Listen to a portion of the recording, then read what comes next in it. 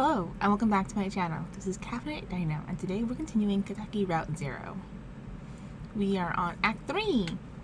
20 hours ago. Jesus. No! Yes, we are on Act 3.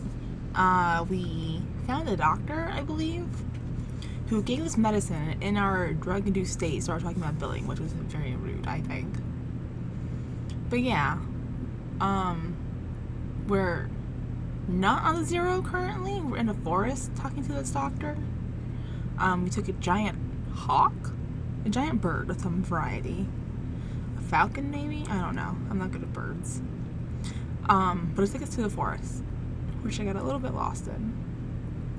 And hopefully this doctor's going to help our leg out so that we can continue looking for Dogwood Drive. That is the hope. So, let's continue. Act 3.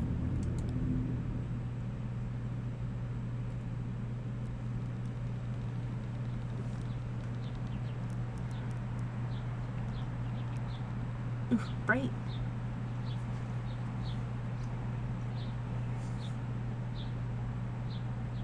Oh, is this Conway having breakfast with, Lisette? His boss? Radio announcer. 83 and sunny now. Looks like it's gonna get up to 101 by late afternoon in Louisville, and 103 in E-Town. Not a cloud in sight, so get out those parasols. Haha! Major accident just ahead of the Bardstown exit. So if you're headed to work on 31, you are late, my friend. Haha! Sugar? Just a little. It is Lisette. I forgot how you take your coffee. I'm tired. I didn't sleep well.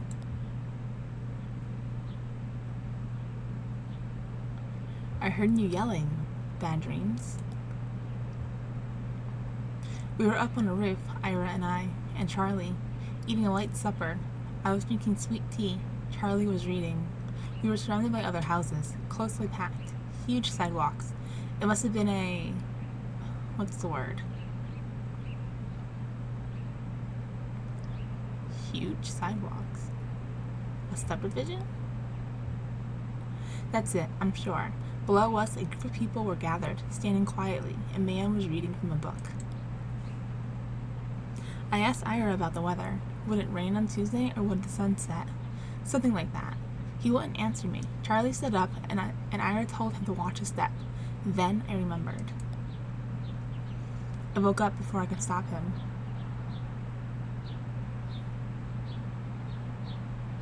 I always told him to test each tile with a heel first.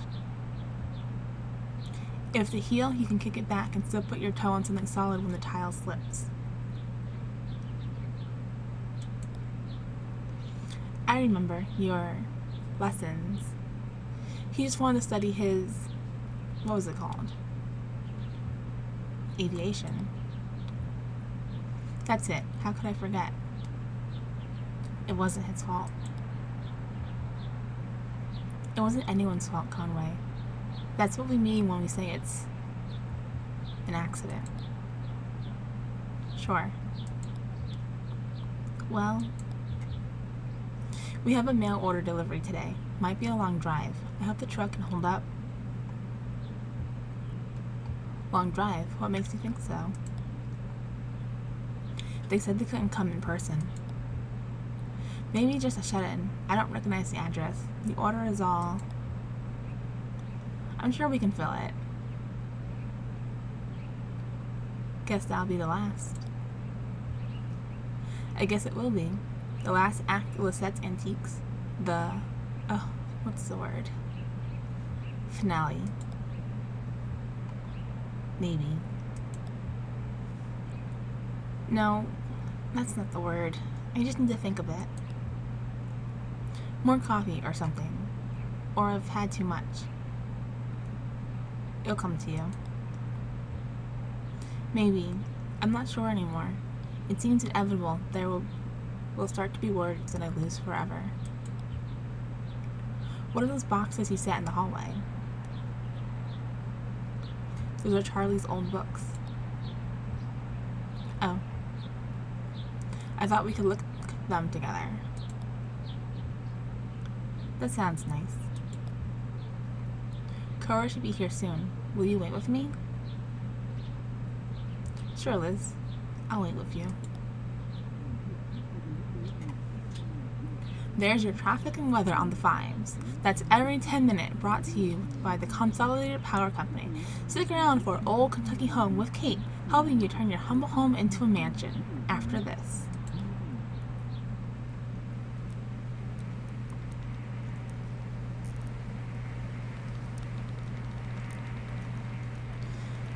So this must have been the morning before we set out.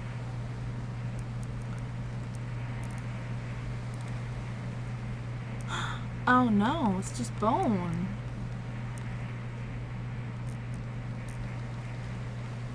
Why is it just bone? What happened? Oh, we're in Dr. Truman's house.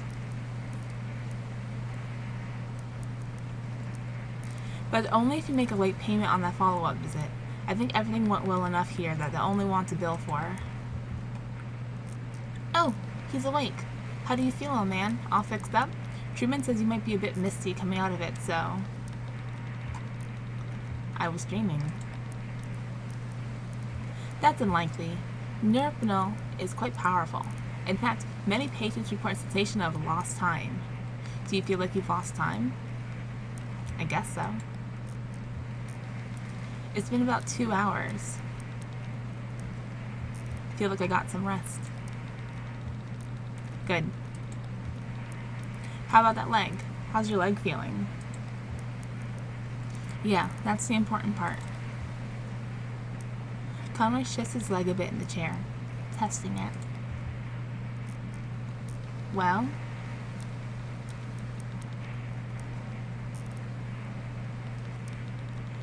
This isn't my leg? It seems better able to work it. Huh. Well, none of these are positive, so I'm guessing our leg is not good, which I guess should be obvious by the fact that it looks like a skull of bones.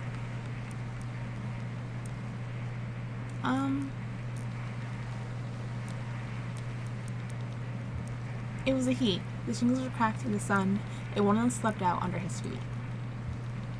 Shingles, what are you talking about? Who slipped? Your thoughts and feelings are probably still a little nebulous from the Neuropinol. That's totally normal. It'll pass. I wouldn't recommend driving, at least for another hour or two regardless. Thank you, doctor. Sure, Let's talk about a few things you should be aware of. Recovery, rehabilitation, and side effects. How long am I going to be recovering? Well, at your age, I want to be clear. You should expect lingering effects of this injury for more or less the rest of your life. Don't immerse it fully in water.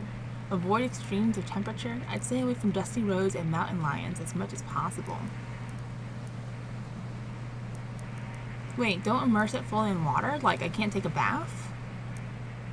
My leg makes me not able to take a bath? What happened? Why my skeletal bones? Where's my skin and muscle? Dusty roads? Yeah, dust can be pretty dangerous. If too much accumulates, you can expect some severe shocks. Best thing you can do is keep it clean and free of debris. What do I clean it with? Only clean your leg with a soft cloth. Moisten with water or isopropyl alcohol. You'll definitely want to avoid abrasive agents like detergents and other solvents. So, do you have any questions? Anything about the bill that didn't make sense? I don't mean to rush you, but I have an early fishing trip.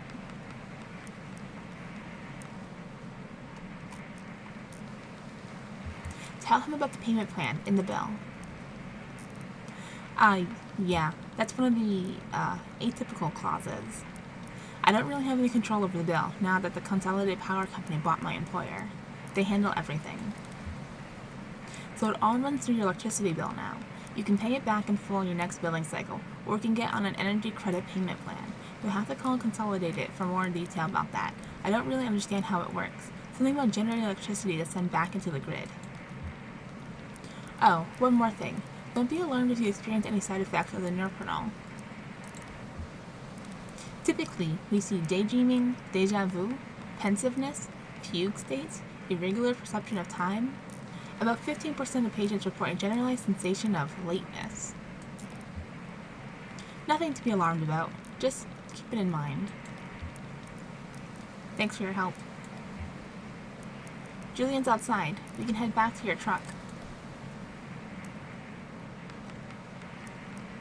But my leg is skelly bones.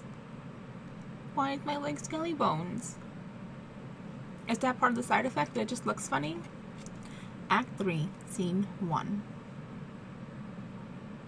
Museum of Dwellings.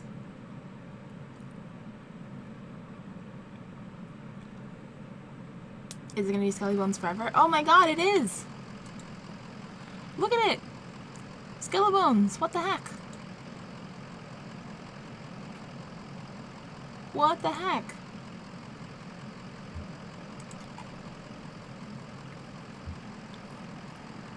How are the drugs treating you? I feel a little distracted. You're probably pretty tired too. I usually feel more tired after a late night nap. Hey, you ever take anything for that? Caffeine pills or... It's all or nothing for me. Oh right, they probably tell you to steer clear of all that stuff, huh? Yeah, I guess you never know. My folks had a peculiar relationship with medicine. We almost never had a regular doctor, or health insurance, or anything like that. Our immigration stuff was a mess for most of my childhood, so we only qualified for state programs in small patches before something or other would get contested, and we learned to just pile on dentist appointments and stuff in those short windows. If a cut got infected or her migraines were too much to handle, Mom would talk to so-and-so who knew so-and-so, usually another minor, and end it with some pills. And instead of medical advice, every pill came with gossipy anecdotal warnings and superstitions, like all this lore that came with it. Like magic. Dangerous, mysterious. Weaver's folks couldn't help? Yeah, they had pretty good health care through the university for a while there. A couple times they swing something, so I got a bit of whatever Weaver needed. In high school, Weaver got these pills to help her focus. She was so smart, but always off in different directions, mind racing, like 5 conversations going on in her head at once, and you're lucky if even one of them is with someone in the room, you know? So she had these pills, and they seemed to help. I was struggling in school too, failing my history class. She offered to share the pills. Did it help? At first, yeah, it helped a lot. I had a kind of presence and clarity of purpose that I've never really had otherwise. I didn't want to stop taking them. One day, I was sitting in my bed, my notebook was open next to me on top of the textbook, and I was holding a pen in my hand. I remember this moment from several years before. It came up so suddenly, with such precision, I couldn't put it out of my mind. I felt I had to stay with it until I recalled the whole thing perfectly. It was just a tiny nothing moment. My mom patching up the side of a birdcage, winding some spare wire around the frame to reinforce it. I was fixated on that image and that sound, the cage kind of bending and twanging as she worked on it, rapping and nodding, scraping copper against paint like bowing a rubber violin with a railroad tie. My parents came back from a triple shift and found me still sitting there on the edge of the bed, pen in hand, delirious with thirst, patching that birdcage with 1,000-yard stare. Well, that's not good. Blue, what do you think about my leg? Guess the ring, you get some rest back there? The doctor seemed nice enough. Yeah, I'm sure he does an okay job.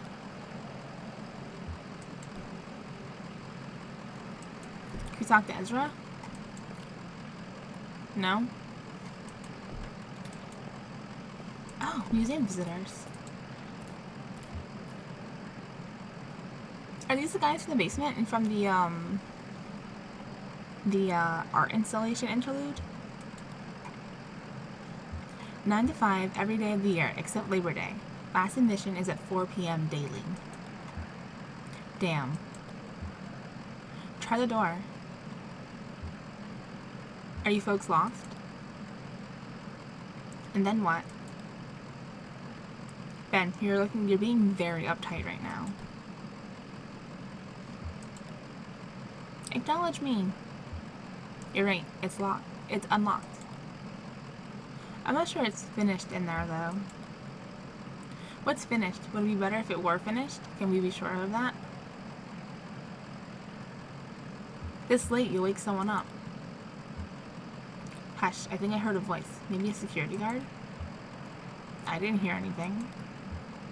We're just too late. Let's come back tomorrow. Alright, let's go in. If everything shut down, it'd be pretty boring. Any of you folks know a diner or something around here? What? I said it'll be boring. No, We have flashlights. Look, if we visit by day, we see what they want us to see. If we visit by night, it's all up to us. Interesting that I can keep talking to them and they can keep ignoring me. Emily, Ben, and Bob argue about whether to enter the museum. Okay, think that's it? Yeah. Okay.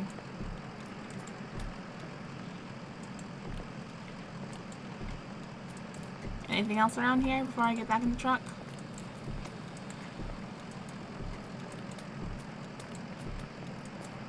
Ezra's following me for some reason.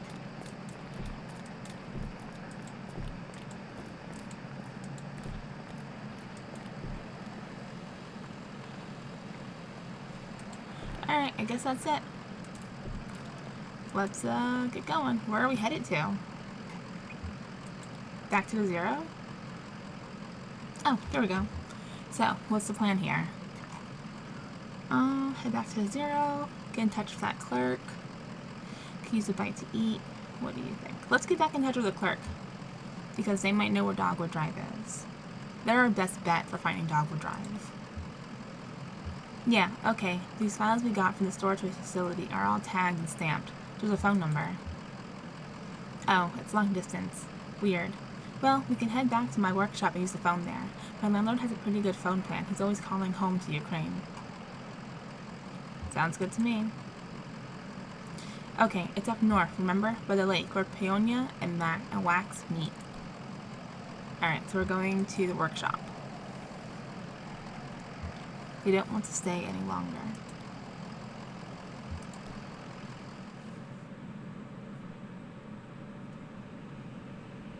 Okay, north. Huh? The truck's engine sputters and dies as Conway guides it carefully off the road next to a fallen train. We didn't get very far then, huh? Act 3, Scene 2. A tree.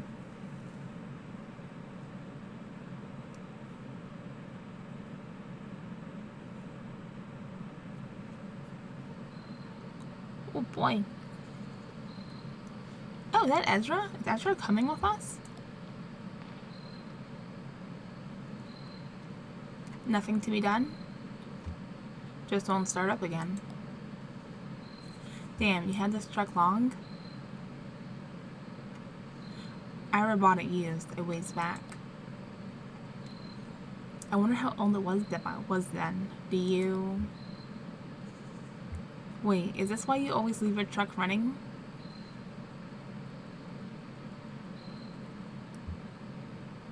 First time it's just died like this. Well, where's the champagne? Anyway, do you know this area? Anyone around here that can give us a hand? Looks like a road crew's been out here. Hey, we should call someone. Do you know a good towing company?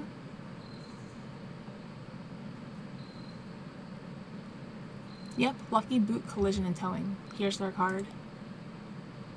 Lucky Boot. Alright, I'll give them a call. I hope I can get a signal out here. Hold on, before that, can I talk to Ezra? Blue! Doggy! me and my skillabone leg are gonna make a phone call, I guess.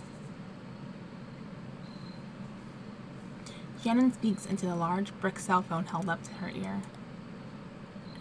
Hi, hello? We've got an old, I want to say diesel old truck just stalled out. Irritable, sleepy, confused. Let's go sleepy. Did I wake you? Your card says open 23 hours a day. Inaudible, inquisitive. Yeah, that's why I'm calling. Exactly. That's all. Inaudible, apologetic. No, it's okay. We just need to get to an auto shop and get this taken care of. Inaudible, concerned. Thanks for the offer, but we really just need the tow is all. Inaudible? Yeah, really. Hopefully this gets us a tow. We already ate. As soon as you can get us out here. We're off 65 somewhere, just kind of pulled up by this tree that fell over. Inaudible, specific. That's actually a pretty accurate description of it. Yeah, hanging over the power lines, just like that. Did you see it go down? Inaudible, indulgent. Okay, my pleasure. How long do you think you'll be? Radio music. Silence? What? What are these responses? Distant traffic sounds. Hello?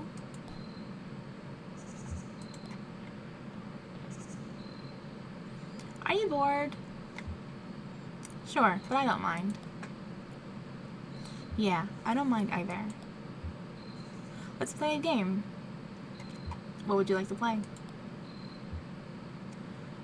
We can tell the future of this little tree branch. It's pretty easy. We just break off all the little sticks on each section and count through the different things that can happen. Okay, what should we ask? It should be about you. I can't do both the counting out and the questions. What kind of bed will I sleep in tonight? Ezra snaps the smaller branches away, one at a time, counting out possibilities. King size, queen size, twin size, bunk. Bunk. Okay, what else? What kind of job will I have next? Ezra snaps the smaller branches away, one at a time, counting possibilities. Doctor, lawyer, taxman, driver. Driver. These other branches are too bare. Don't worry about it too much. It's just a bunch of sticks. Blue! How long do you think we'll be waiting here? I don't mind. I have a lot to think about. I thought we were talking to Blue. Oh, Blue was talking Ezra was talking to Blue. I guess I always do. I'm a thinker, alright. Alright, let's talk to Shannon. I think they're on their way. Guess we have some time to kill. We can look over the road map again. I stared at that thing too long already. Where'd you get that old map anyway? It's always just been in the truck. Huh. Someone must have grabbed it at a gas station somewhere along the line. Or maybe they threw it in the glove box at the dealership. When my parents bought their first car here, it came with a map. I used to sit in the back and pore over it. Aunt Ramita saw me looking at it, I guess, and a few days later she gave me a map she bought from Columbia. It looked almost hand-painted, deep, vibrant colors and rough border lines like anxious brushstrokes. Really pretty. I'd slowly trace the coastline with my finger, like I was walking on the beach, and say, here we'll swim. Here we'll start a fire. Here we'll find a cave in the cliff face and go live among the bats for a while. I think I want to take a look at that radio of yours. Maybe I can get it going again. No point just standing around.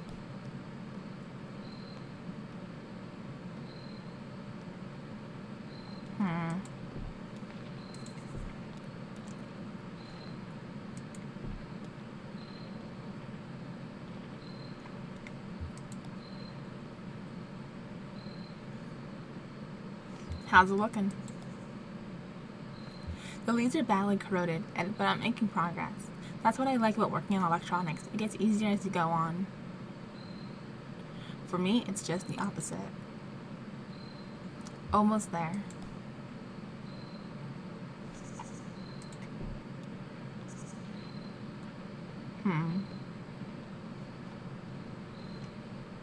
Oh, it disappeared. Oh?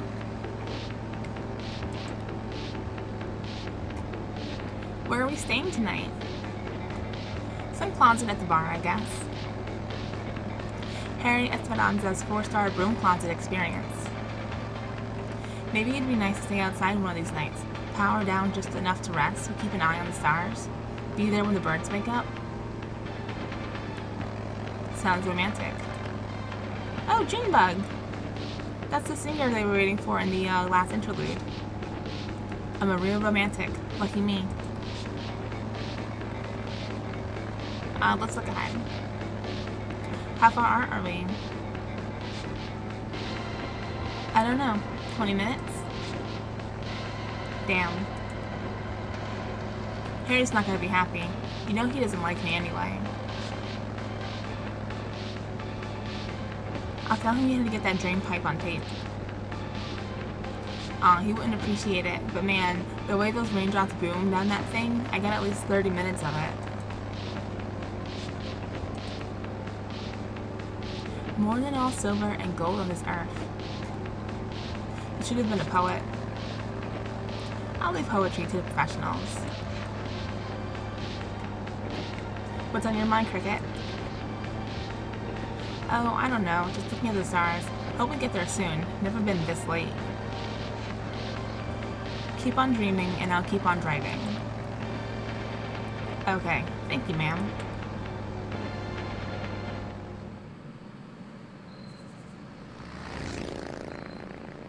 Oh. Okay. Bye, Junebug.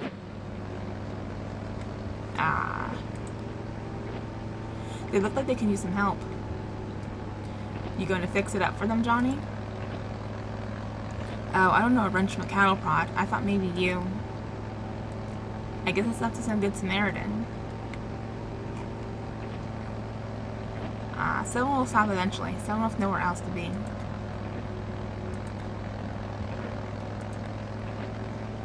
You know, we're already late. Are you going to explain all this to Harry? No way. You're the smooth talker. In fact, I bet you'd have no problem explaining we had to step out of the goodness of our nature and check on some wayfaring strangers. Fine, for just a few minutes though. You're the best. And hey, maybe if they're not busy, they can fill some seats at the gig. You know, if no one's there, Harry will try and bill us for our fee. Bilk us on our fee.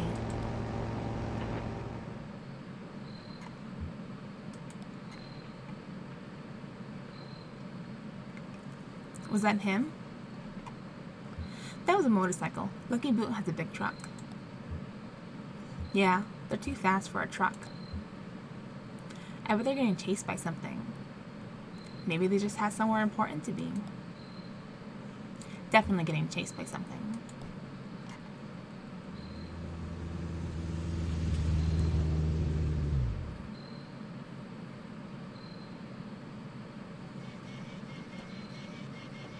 But what is that sound?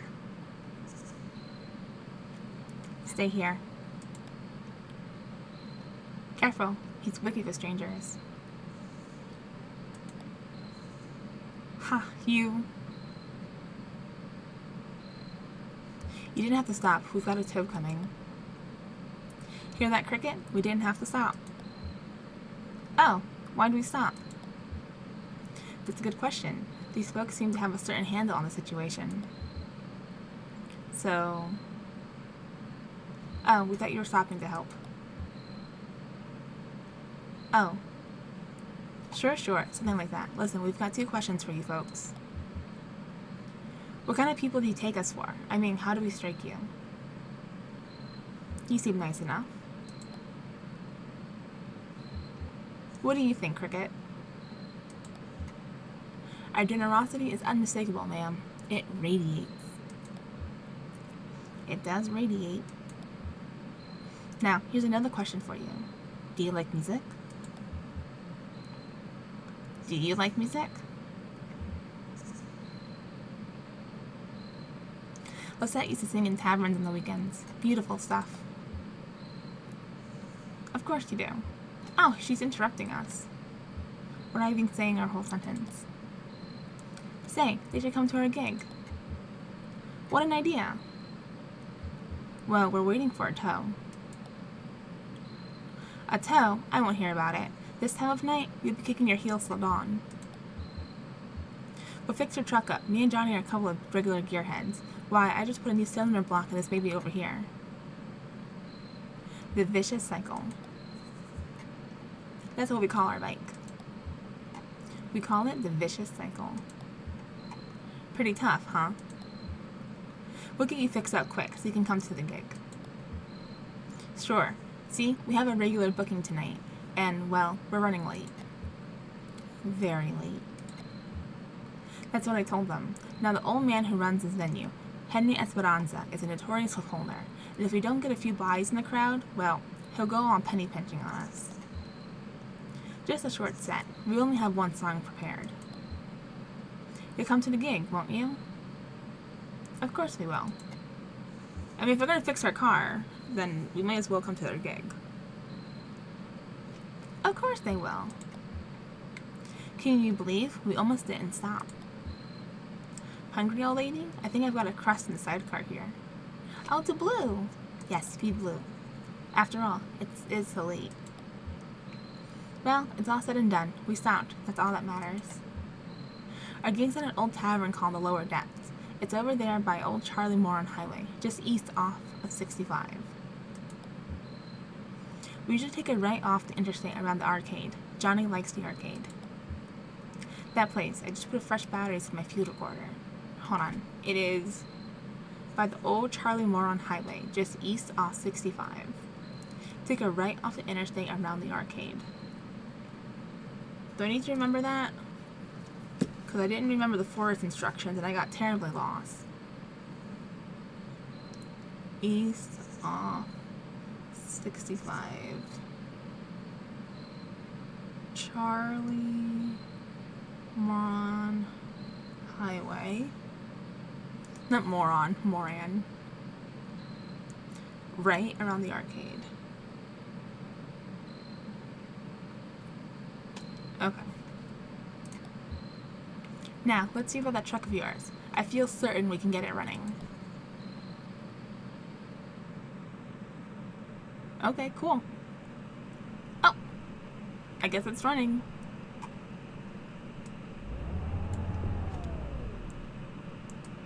What is that symbol? I guess that's just marking where we broke down. Oh, that's a motorcycle following us. Alright, here's 65. East off 65, so where's my... I don't have the thing in the corner. Oh, I could put the radio on. I didn't know that.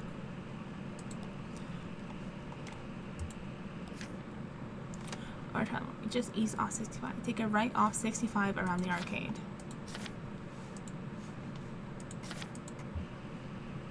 We got to get on the 65 first, right?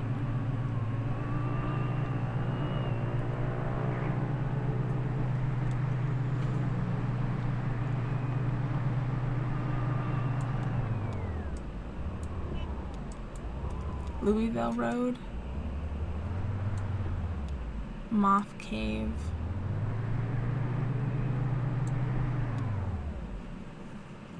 I don't know where I'm going. Can I just follow them?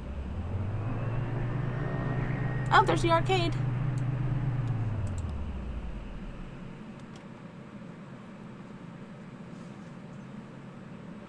Act 3, Scene 3. The Lower Depths.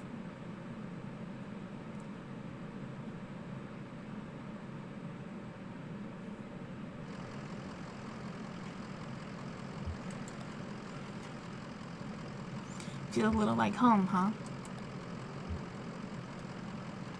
It's not all bad memories. Gentler times in a twisted kind of way.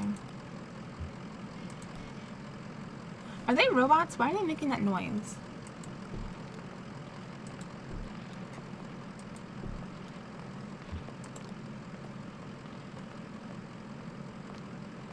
Kind of late. Are you sure they're open? Sure they're open. This is one of those places. Let's head on in. We are not saints, but we've kept our appointment. How many people can boast as much? That's lovely, ma'am. Who said it? A poet. So this is the bar from the interlude?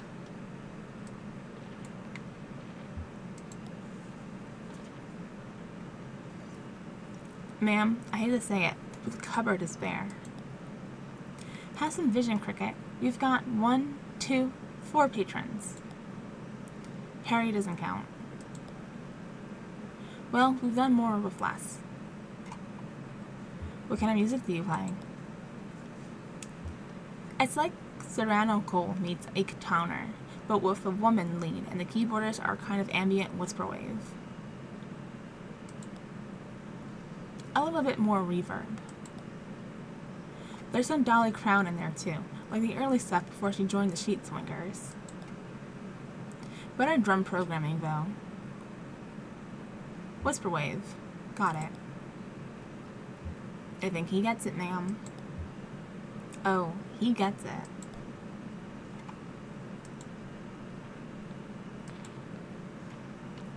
Sandwich? It's a brick sandwich, ain't it? A rough brick between 2 slices of stale bread sits in the center of the table, surrounded by a ring of undisturbed dust.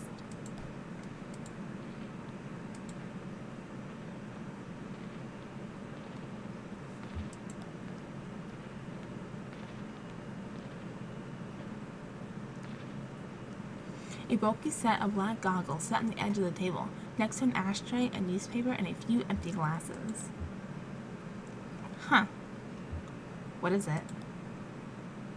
I guess I don't know. Can I tell you a horrible secret? I never wear eye protection in the shop. It's dangerous, I know, but I'm always looking back and forth from my oscilloscope to whatever I'm working on, and the scope has this peculiar kind of hard-bordered glow that I just... Well, I've never found a pair of goggles or glasses that don't smear out that glow. At best, the lens softens everything so you can't quite find the edges.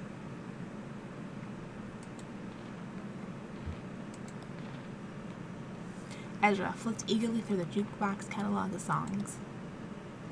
What do you think? I don't know how to play this game. Oh boy.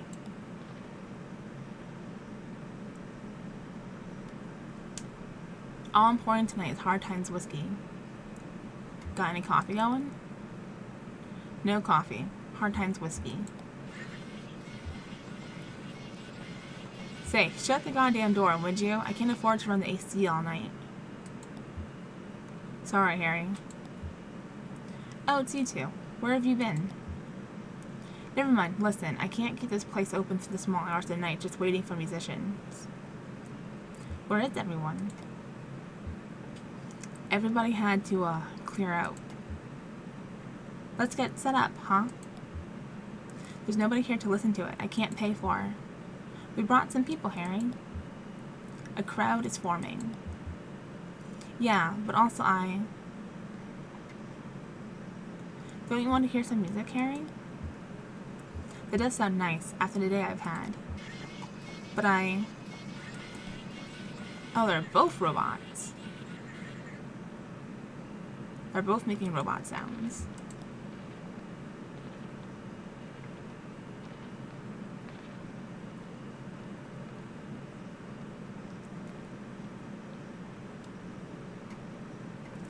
How's it looking out there? How are y'all feeling tonight? Can we get a bit more reverb in the monitors? Harry adjusts the soundboard behind the bar.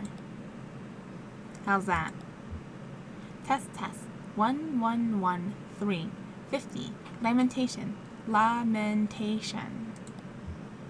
Sounds good. How's everybody doing? Anybody had a real bad night? How about you, old man? Yeah, real bad. I've lost my leg. I've got skeleton bones for a leg. We'll try not to make it too much worse. This is a song I heard in a tavern many years ago at an open mic night. Me and Johnny were just riding around, you know. We like to drive around, old man. That's where I feel at home. Of course you do. So we were out riding around and we passed this gaudy old tavern. I mean, it was a real dive. Busted up facade. Weeds in the parking lot. Taps all dry. Bats in the bar room. I'd run by this creaky bag of bones. Looked like the only thing keeping him awake was the fear of death. So glad to be back here at the lower depths. Hey now. So we stopped for an early drink, and there was a lady singing right here on stage. And the song she sang, well, it stuck with us, and now it's a regular part of our repertoire. Never got that lady's name, but she seemed like a sweet gal, and she had a voice like Scotch whiskey, and we just hope we do her song justice. So here it is, Too Late to Love You.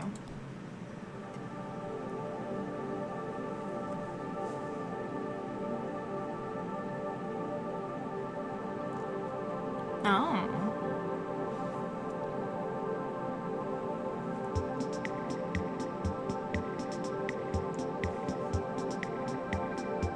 Oh, well, that's lovely.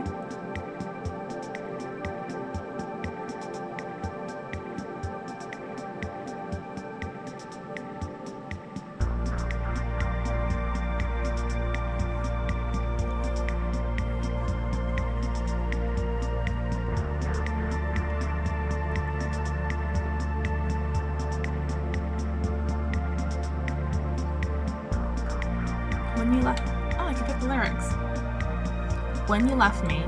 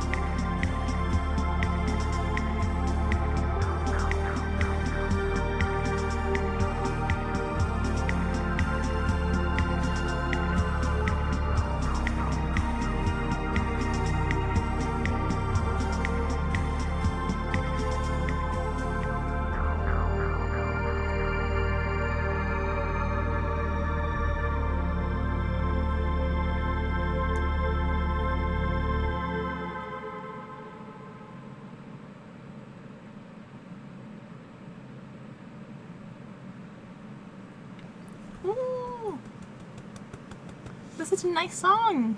Good job, guys.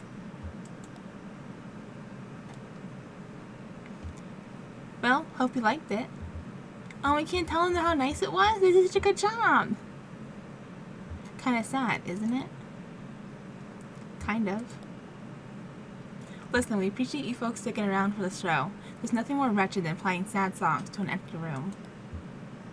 We've just got to get our fee from Harry, and then we'll get you headed to the Zero. Harry was trying to tell them he couldn't pay them, though. Well, Harry, I think that went pretty well. I think the crowd was into it. Reverential. Rat. I guess the usual fees you got right, and we'll let you get back to your business. Well, that's just the... Damn it, I was trying to tell you to. I can't pay. They cleaned me out. I've got nothing left for a goddamn IOU from the distillery. An IOU? Yeah, I traded them for some whiskey, and I guess I had to surplus credit, so I got this note to get some more from them later on. Must have been a hell of a trade. I had to. Gotta keep this place open somehow, goddammit. Watch your language, Harry. Say, we just need to get pointed toward the Zero. Oh, God. What's that? You know what they're talking about?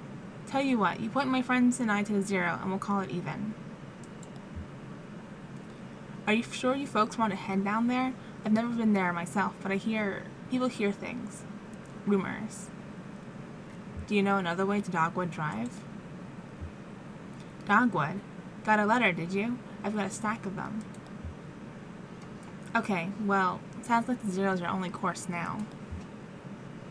Harry, you're alright. If only. You got a radio in your car? Yep. Well, here's what you do. Here's what you gotta do. Take a left out of the parking lot and then just fiddle around on your dial until you hear something familiar, but... I mean, familiar, but strange. You know the feeling? Like, I used to go hunt with my uncle out in the mountains, and now I watch these nature programs. They're filmed in the mountains, and there's the deer, and I know all the plants and every kind of tree, but something just doesn't look right. And it's even stranger for being so close to familiar. Something like that. You'll know it when you hear it. Fix that strange to a familiar station on your dial, drive for a bit, and then turn around when the station cuts out. I mean, right then. Hope you folks find what you're looking for, eventually. Always a pleasure, Harry. Is it? Alright, anything else to say to anyone? Anyone want to go take a bathroom break before we leave? Have some water? No? Alright, me and my skeleton legs are getting out of here.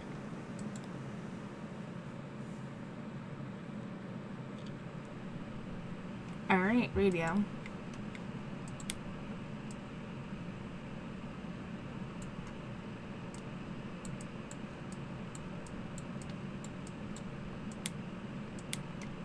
I'm good if I turned it on.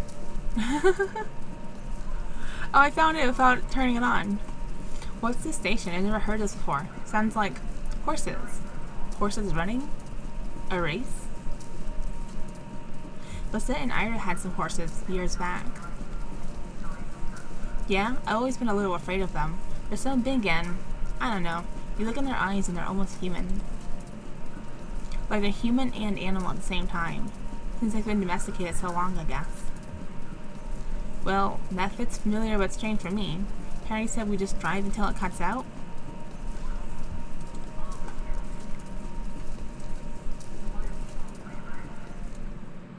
Why did we stop again? Is the truck gonna die? Oh, it's full of horses. Can't go this way. How strange.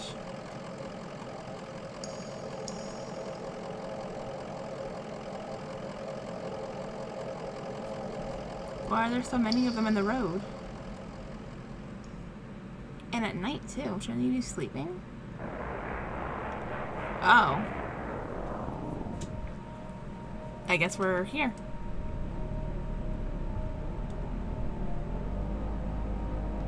We're looking for the bureau, right?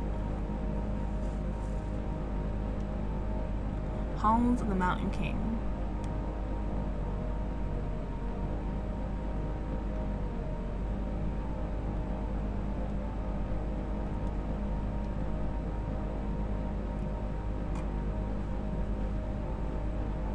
What is that, like lightning? Okay. Halls of the Mountain King again. I guess if we go past it one more time, we'll stop there.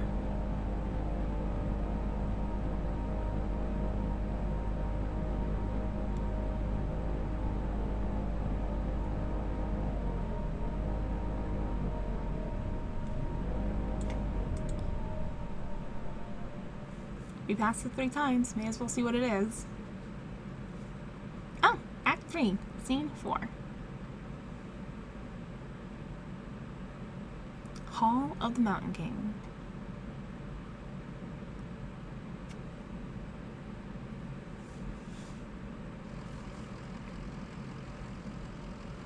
Now the bridge is out.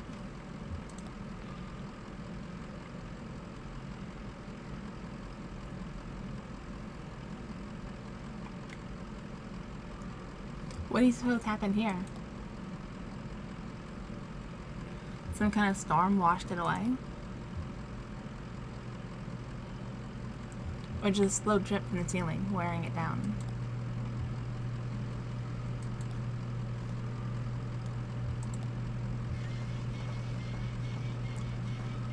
Time to cut him loose, ma'am? Well, now I'm having fun. Ha, okay. Slow night anyway.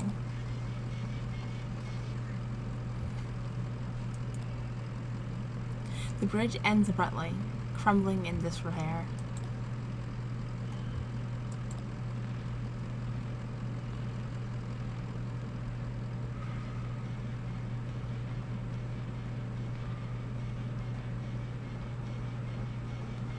Huh.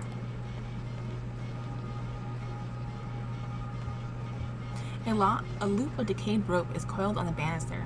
Some rotted sections have been smoothed over with fine dust.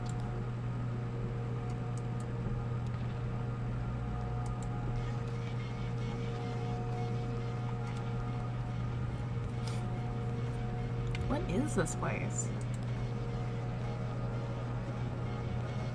Broken computer monitors are heaped precariously among the rocks.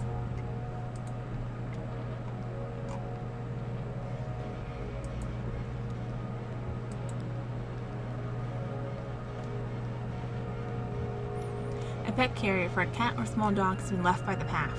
A calcified rag waddled in the corner may have once been a blanket.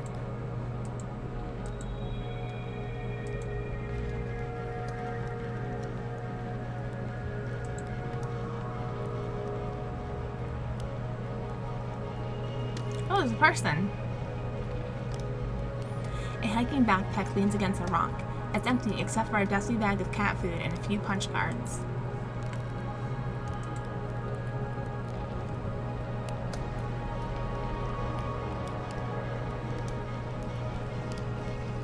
A pile of discarded electronics burns steadily in the center of the chamber.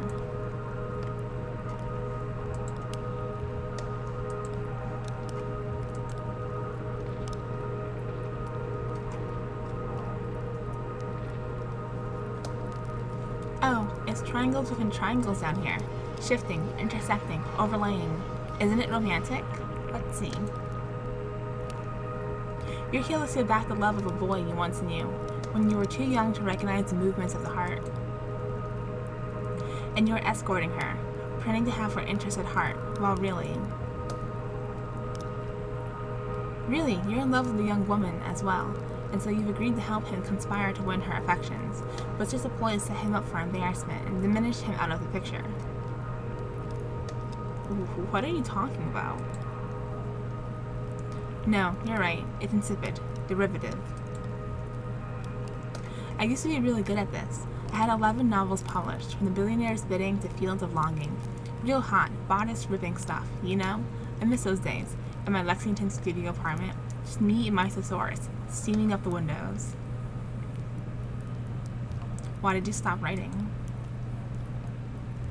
You know, suddenly it was all computers everywhere you went. I thought I might be able to do something with that. Inject a little libido into those ugly beige boxes. Huh. So I went back to the university. I studied human-computer interaction, and then I picked up Donald's research assistantship here as a tester, debugging. In my off hours, I played around with the doomed love story at the core of our little simulation. That seemed to amuse Donald, so I kept at it. I'm afraid I tinkered too much, made it too complex. Now our work is never done.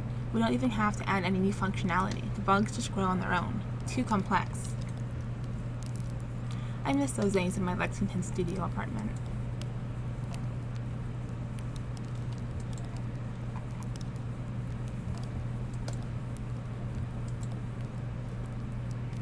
A woman in a tattered cardigan looks furtively at the other people around the fire. There's more people? Other than us? There's an old man over here.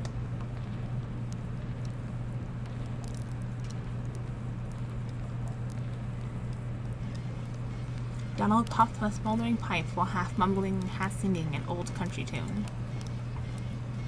Where the old green river runs, through hills and caves not known to us, down to that sunless sea. Oh, who are you? Sorry, did we startle you? I might say you did. I thought you might be one of them. Oh no, you can't be.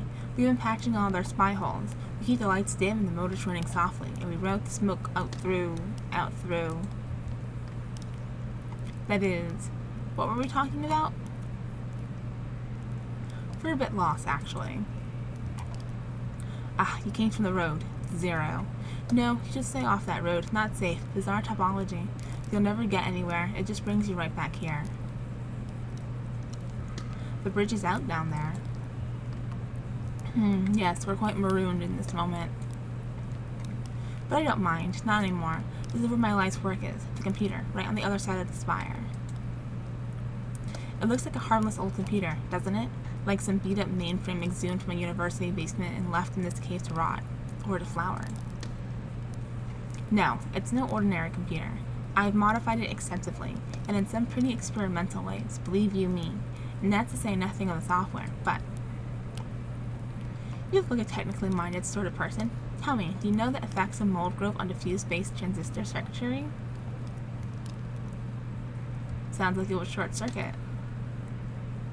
Certainly, but not all of it. Some moldy filaments are more or less conductive than others, and it grows in a non-linear chaotic patterns. We can guide it a bit through a simple application of classical horticulture, but we can't produce specific results, only tendencies. Thwarted and feeble, we hammer on this tireless keyboard. My name is Reason, King of Kings. But we are mere gardeners in the ruins. Our keystrokes echo off into the tunnels, boundless and bare. The caves stretch far away. We are too late. Always too late. What? Did you say something? You're about to tell us about the software. Oh, the software. My life's work. Xanadu. You've heard of it? Perhaps you read about it in a journal? It's been years since I published anything. Xanadu has evolved significantly since I explained its data structures in my article, Literary Multitudes, Hypertextual Narrative as Post-Structural Witness. Evolved and then disorientated.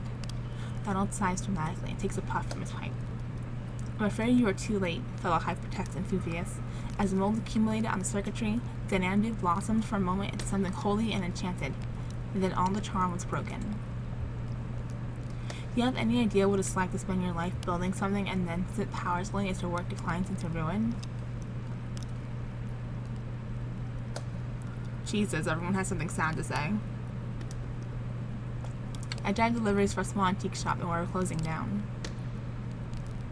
Ah, shuffling around the dusty ghosts of antiquity. Well, I have my own ghosts, and I keep them in there, in Xanadu. It's running on my glorious dusty machine. Take a look if you'd like. Too late to do anything but smoke and reminisce. Anyway, far too late to do anything.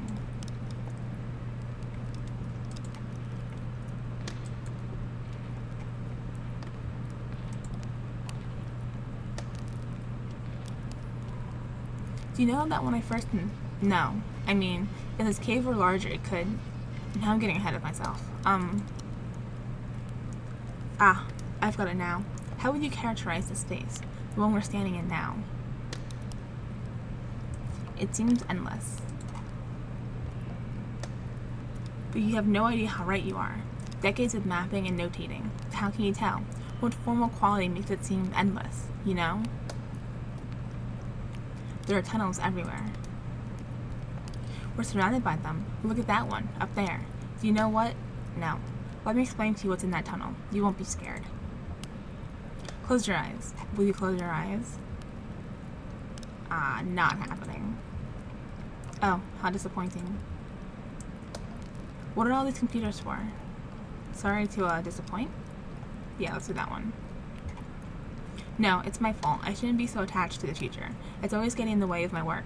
Better to be in the moment, carefully observing and documenting, with no attachment. Let me give you an example. I was a grad student studying statistics when I started working with Donald on his project. He said we needed someone with more analytical mind to do the descriptive writing.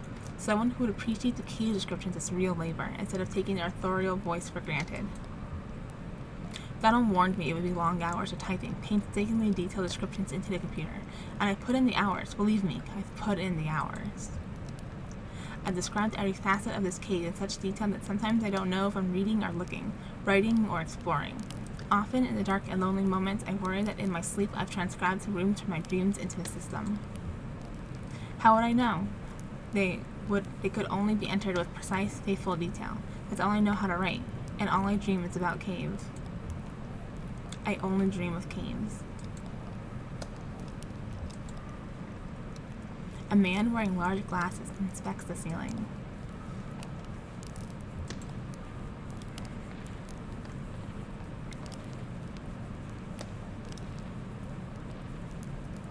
A massive gate constructed out of scavenged materials blocks passage down the far side of the spire. Can we get to Xanadu, or is that out of the way? Oh, Roberta's here. The kingdom is in peril. Roberta laughs. Well, what else is new? Do you work here? Work. You can call it that. I gathered old circuit boards and throw them into the fire. Sometimes I fish out precious metals and let them cool in toxic gems. I put them in my hair. Enchanted jewelry, talismans, a magic mirror that prevents the future, a magic shield that protects the bearer from age, a magic chest that's always filled with. I never went to the university. I was an independent scholar. It means I took to the public library like a beachcomber. I studied fairy tales. And then I came to work for Donald. I paid the bills, rubbed leathering elbows with academics, scraped black mold from cave walls. Finally, now I carry the firewood into the senescence. The kingdom is in peril. A woman in a long, worn shirt stares at the fire, lost in thought.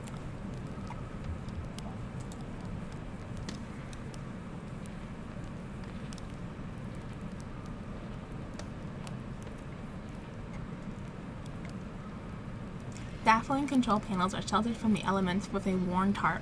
A closet-sized wall of knobs and wires loom behind the machine, humming faintly. An electronic typewriter is the only easily recognizable component.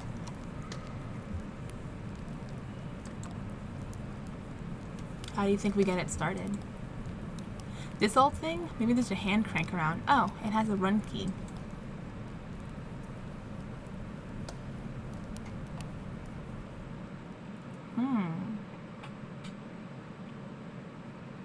Act 3, Scene 5.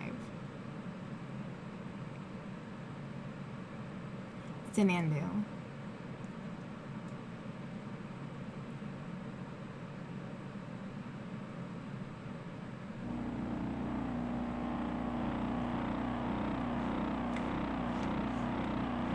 Oh, it sounds old. Oh boy.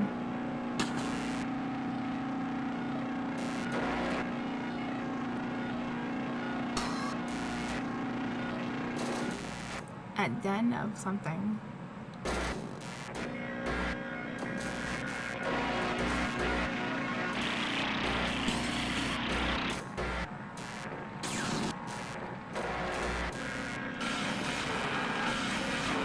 You are standing at the feet of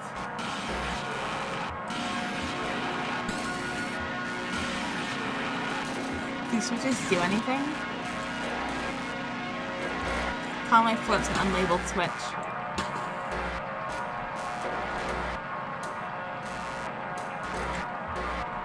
Okay, that's worse. It kind of looks like a house. Type house.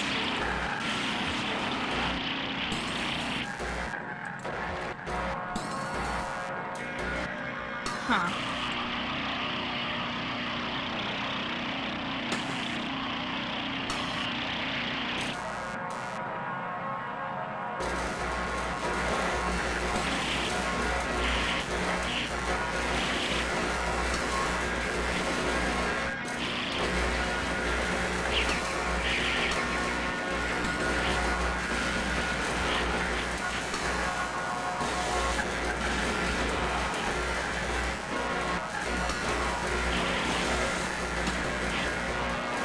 Did that say Lula?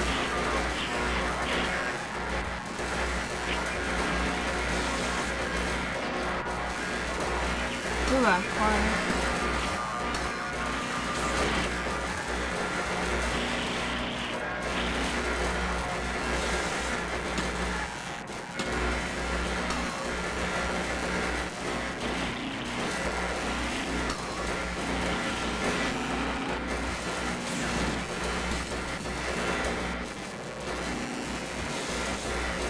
Damn, I can't tell what she's saying.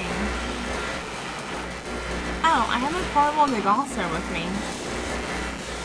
Old systems like this one can build up remnant magnetic field that sort of warps everything along what our pattern is settled into, you know?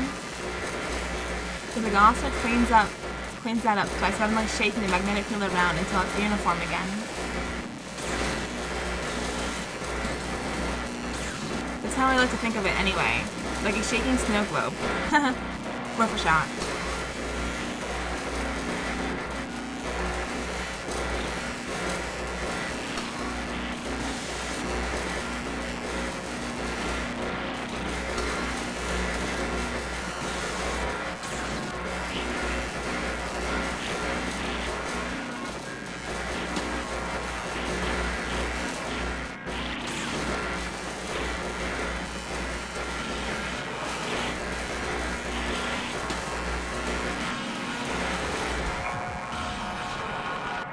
I didn't see the button behind my mic.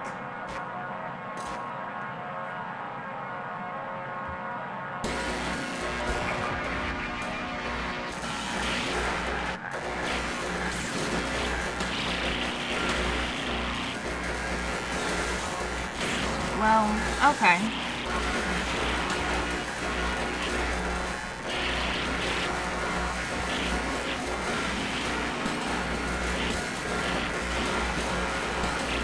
Press any key to quit.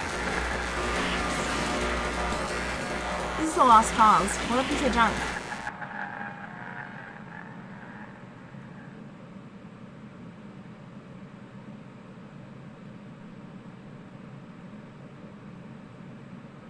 Act 3, Scene 6. Hall of the Mountain King.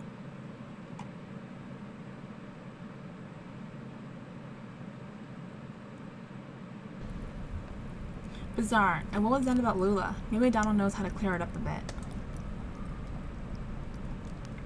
Yeah, that didn't really give me any useful information.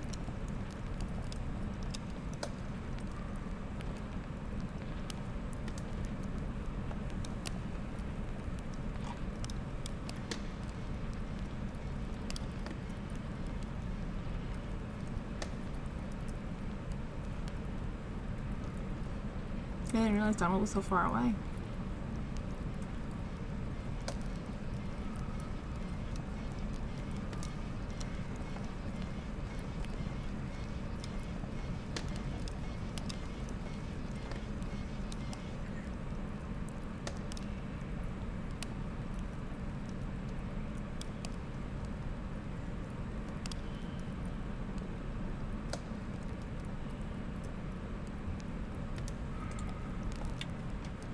So, you've seen it for yourself.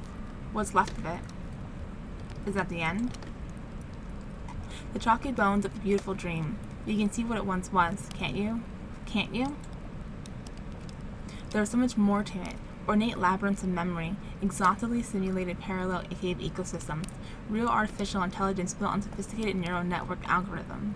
The birds in the forest could flock in 3 dimensions. The bats could learn to sing. And then it began to crumble when the strangers came. At first, we only heard them, walking heavily through the caves, dragging things around, hammering and clattering their tools.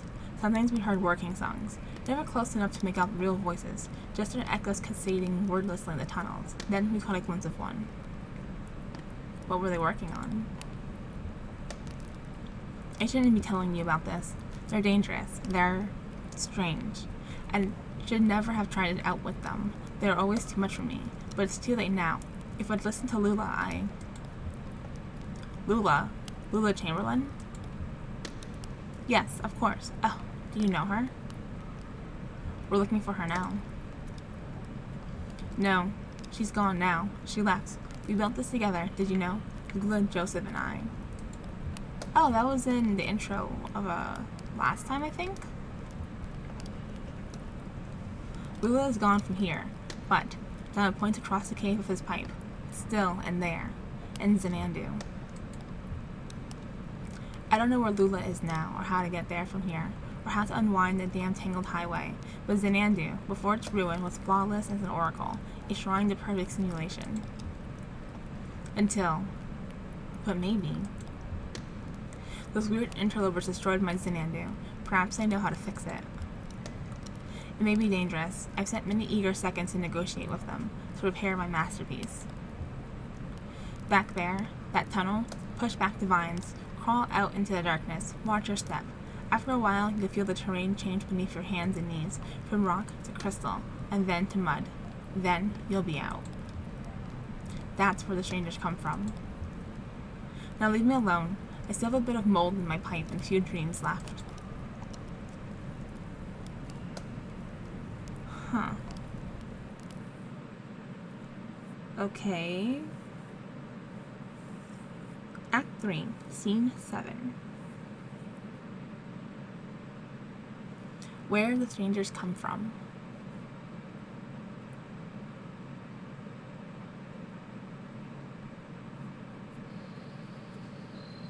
Oh, it looks like a graveyard.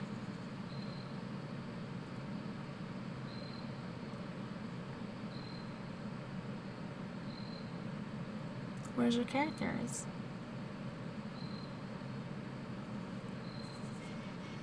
Oh, I hear Jinbug or Johnny.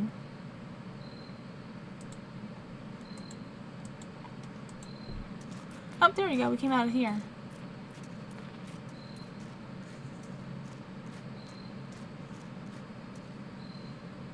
Well, this can't be right. Looks like an old church. Worth a look inside. I guess.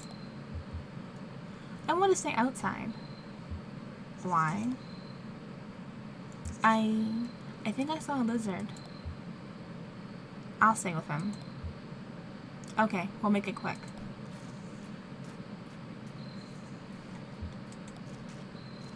Oh, we're Ezra. An epitaph is engraved on the stone grave marker. Chris de Carteret, generous disposition, will be missed. Below the inscription, a note is written in white chalk. HT 8191T, film date June 99, notes of Almond. Is that important?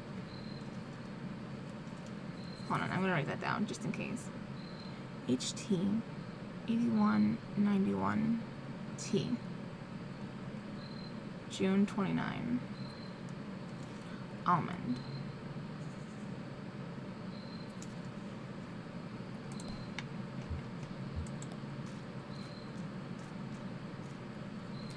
An epitaph is engraved on the stone grave marker. Yancey Strickler and Aaron Robinson. You think you two would have really liked each other. Below the inscription, a note is written in white chalk. Okay. HT 8192 V, July 24. Weird finish.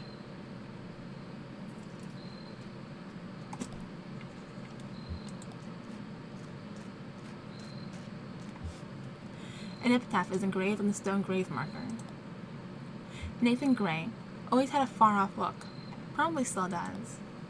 Below the inscription, a note is written in white chalk. Ugh. HT 8192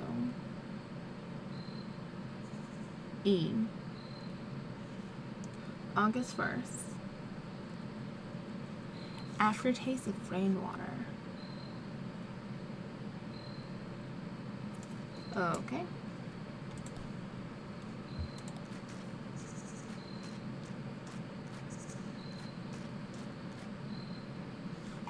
An epitaph is engraved on the stone grave marker. Rick Torquist, or Brandon Boyer. Below the inscription is a note written in white chalk. HT 8192 N September 8th. Sweet and fungal.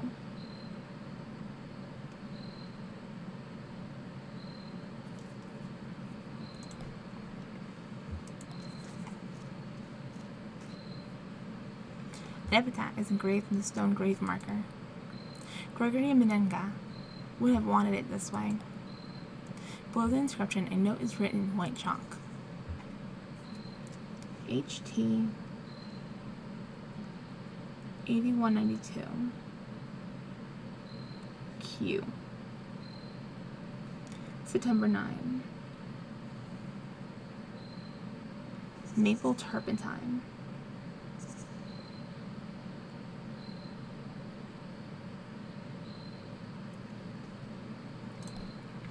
I think I have space for the last one.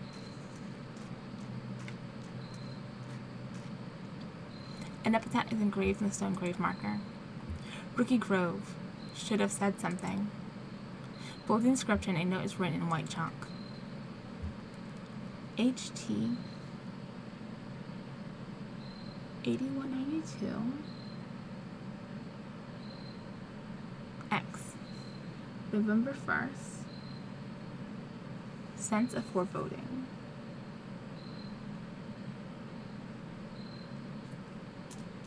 Oh boy. Oh, there's one more. No, I don't have any more space. An epitaph is engraved in the stone grave marker. Unknown. Seems reasonable. Below the inscription, a note is written in white chalk. HT 8192 Y November 2. Easy on the nose.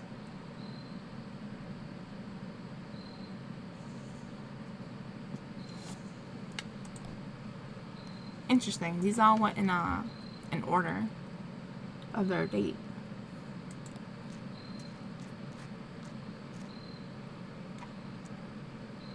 Find any lizards? One, but it went under a rock. That's lizards for you. Is that guy your boyfriend? Nah, what's a boyfriend anyway? It's a word people use because everyone else does. Doesn't mean anything to me. He's my cricket. See? It means something. It's specific. I want to be specific. I think you are. It's the middle of the night and here you are in a graveyard. Any other kid your age would be in bed. You've just got to make choices and own them. You think I was born this foxy? I came off the assembly line about a half foot shorter and all gray. No eyes. They're going to have us clearing out the old mine. Doesn't matter what you look like under all that rock and water. A bunch of gray shadows shoveling and hammering visibly at the walls, draining the tunnels. Johnny found some gear, an old tape player. We hid away in an underwater cave and listened to it over and over. And we knew we weren't minors. We slipped out onto the road, just these two featureless shadows, and ever since that night we've been detailing, coloring in, specifying. I feel more like myself every day.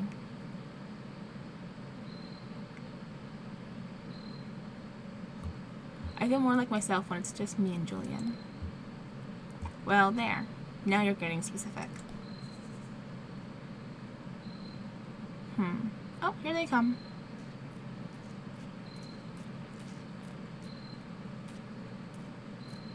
There you are. What'd you find in there? It wasn't... Hey, what's going on? You look flushed, old man. It doesn't matter. Right. Okay, we got what we need. Let's go. Oh, I wonder what they saw. Act 3, Scene 8. Hall of the Mountain King.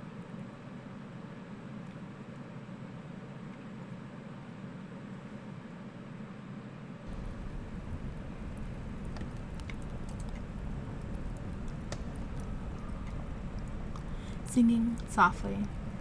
Trace an orbit round the road and close your eyes of holy dread, for we on mold and whiskey fed and drink from rivers down below.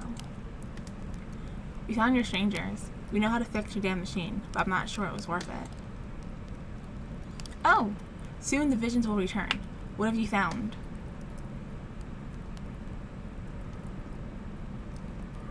They say you need to type in a specific phrase to restore it.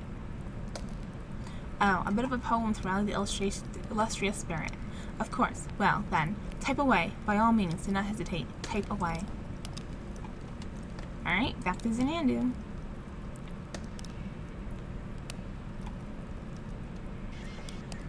I kind of wish we could run. Speed it up a little bit.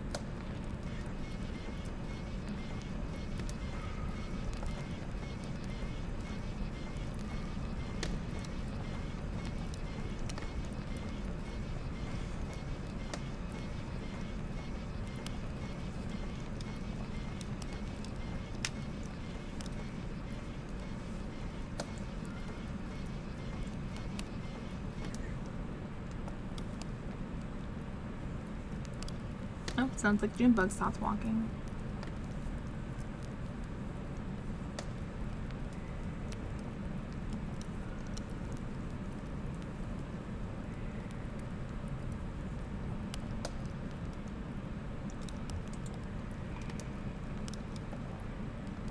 Okay, we're supposed to type dome in air. Weird. Just following instructions. Here we go.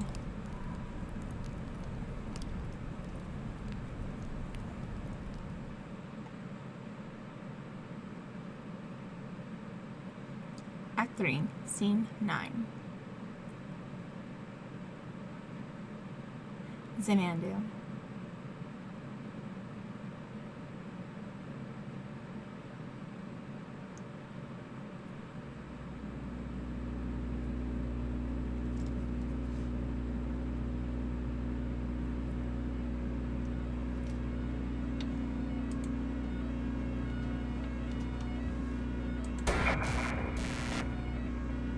Zenandu. Well, it's not chaotic like last time.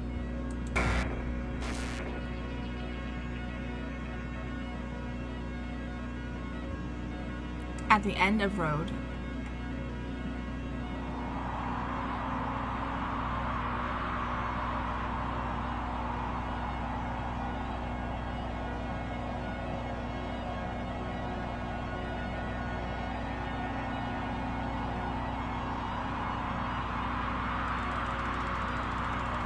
You are standing at the end of the road behind a small brick building. Around you is a forest. Check out the building. Enter building.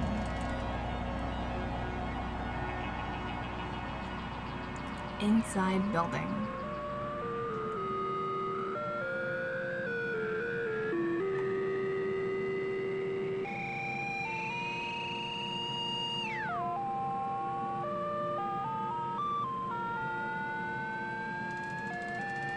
You're inside a building, a store and shed for the National Park Service. There's a sensible, modern electric lantern nearby. It's lantern. Taken. Exit building. Enter forest. That's not something you can enter. Just type a direction. North.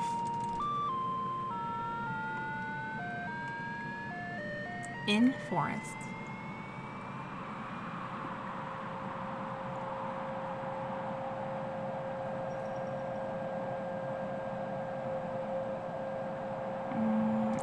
see anything.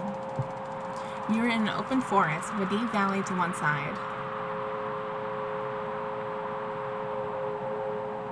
Can we climb a tree? Climb tree. I don't think much is to be achieved by that. Sorry. Head back south to that building. South. You're in forest. Hey, it's a maze. Oh no. I don't have graph paper to map it out. East? You're in forest. Lula is here, soldering replacement components and a small handmade radio. Oh, we should talk to her. Ask Lula how she is doing. Hi Donald, I'm getting the strangest interference out here. I've been tuning this radio circuits gradually as we go, swapping capacitor values and tweaking resistor networks. It was working for a while, but everything I can pick up sounds so distant and muffled. Lula hands you the radio. Well, maybe you'll have better luck. You're good at this stuff. Just don't forget to give it back.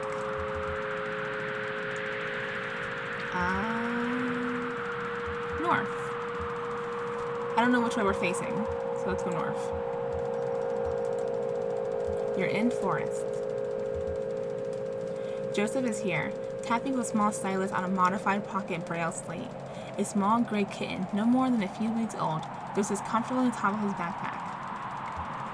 Maybe he has something to say? Listen. Donald, I was just transcribing your footsteps. Sounded like...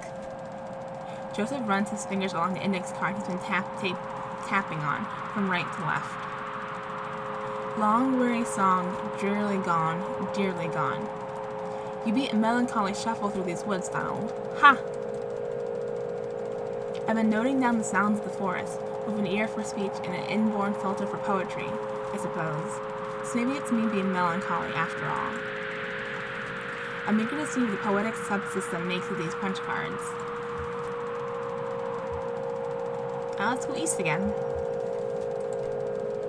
Oh, are we done? At edge of hole.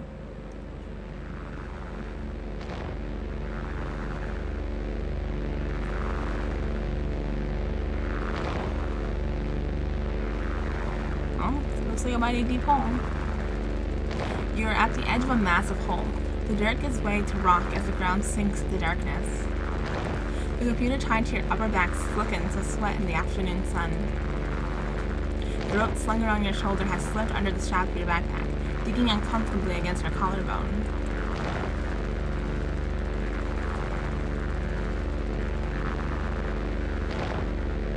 Shine the lamp into the hole. Light lamp. Your lamp is now on. Shine lamp in hole. The lamplight only reaches a few yards down the hole, where the rock is coated in a slimy black mold. You can tell that the walls are too slick to climb safely without assistance. Lean in a bit and check it out. Down. The cave walls are too slick to climb safely without assistance. You lose your footing and fall to your death. Oh no! We fell to our death? Rip. Your score was 0 out of a possible 8192. Jesus. What? You died, Diane Zanandu. You may continue or quit. Continue. At edge of hole. Try using the rope to climb down safely. Tie rope to tree. The rope is tied snugly to a tree trunk. Down. Your feet slip a few times on the slimy rock, but you remain stable. Lula and Joseph descend carefully after you.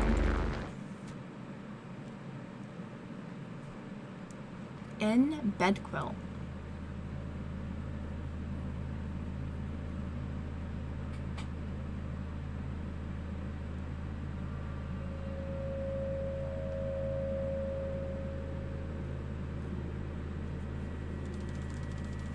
You are in Bedquill, a long east-west passage with holes everywhere.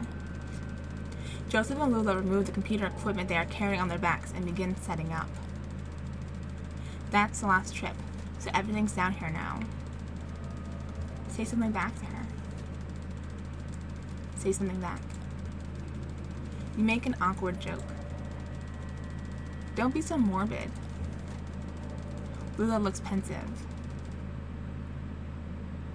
Ask her about the cave. Ask Lula about cave. Having second thoughts? I don't blame you. It's unsettling down here. Weird acoustics. Earlier, as we were climbing down, I thought I heard voices for a moment. Or, not voices themselves, but the echoes of voices, singing. Some kind of eerie, tuneless working song.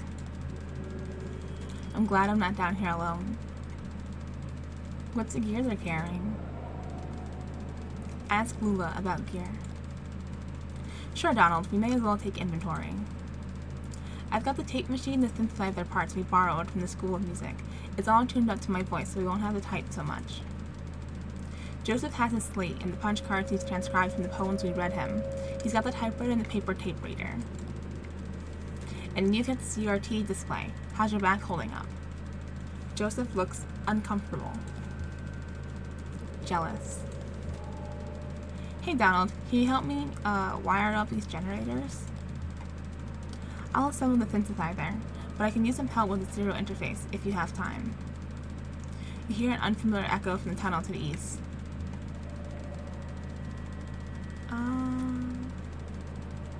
Wire up the generators. Help Joseph. I appreciate it, Joseph. I'm not much of an electrician, you know. You know that. Joseph hands you a bundle of wires. His kitten curls up on a spool of cabling. Listen, the three of us had a good thing for a minute, wouldn't you say? Up at the old place, before it got ugly. I'm saying we came down here to work, to really do it, Zenandu.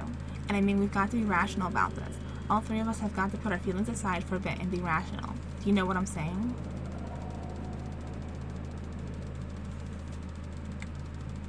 Is he talking about Lula? Kinda creepy. Tell Joseph to back off. Joseph wipes his brow with a dusty sleeve. Seems, down here we're all strangers. Permanently strange. You were interrupted by the ominous echo of a grating, scraping sound from the east, louder than before. What the hell was that? Let's check it out.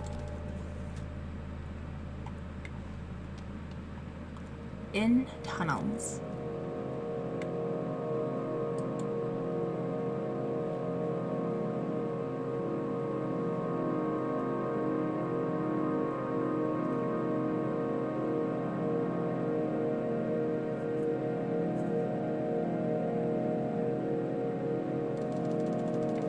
You rush down the tunnel with Joseph and Lula close behind. They got kind of intense back there. I hope they've moved on by now. The tunnel narrows, and soon you'll find yourself crawling on your hands and knees. Navigating the tunnel gradually becomes more awkward as smooth rock gives way to jagged crystalline surfaces. Scratches and taps echo from the end of the tunnel, some short and piercing, some slower and groaning as if dampened by water. The tunnel opens into a large room. In Crystal Room.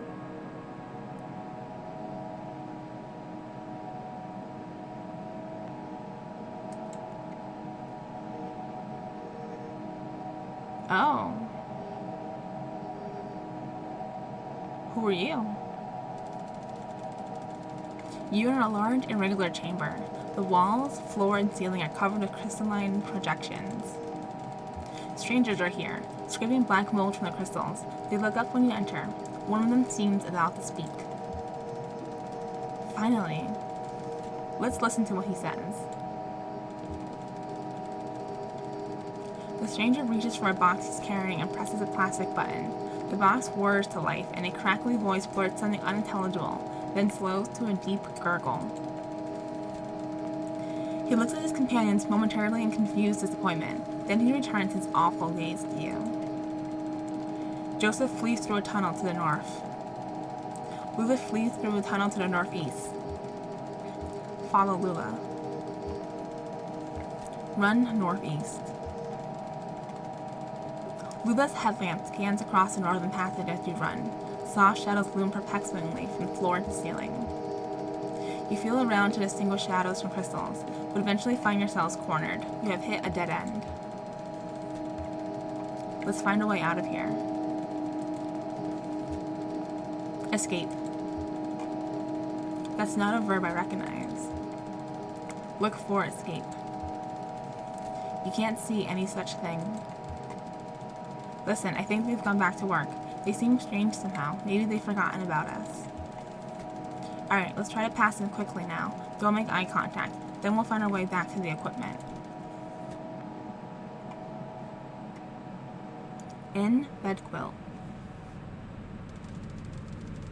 You are in bed quilt, a long east-west passage with holes everywhere. Lula is here, panting for breath. Did they follow us? Where's Joseph? She seems pretty scared. Reassure Lula. I know, but never mind. I don't want to think about it. I guess we should wait for Joseph here. This is where he'll go, right? May as well wait. Typing wait. Time passes. Lula nervously runs her hand along a vein in the cave wall. Search for him.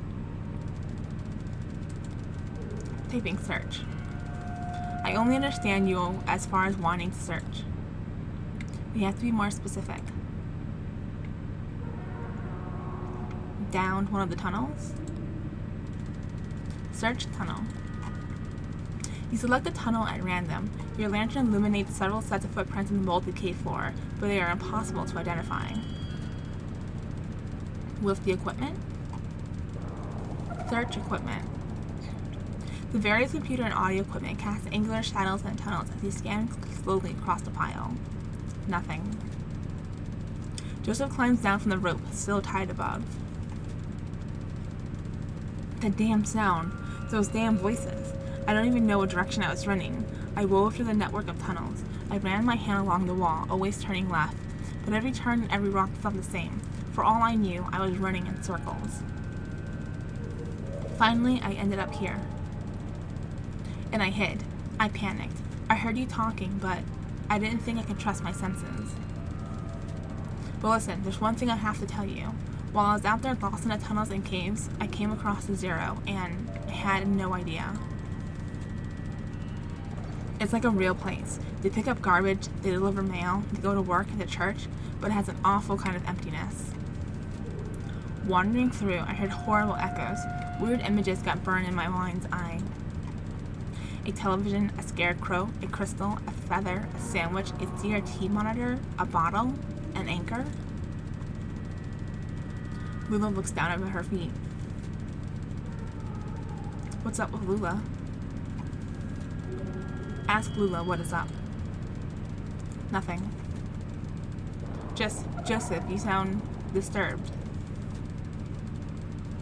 Lula, you've heard the same damn stories I have.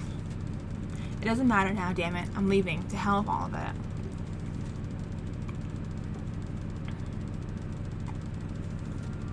Get him back on track. We're so close. Divert Joseph's attention. You shout something at Joseph about the project you are working on together. You'll die in these damn cold caves, but what about those men?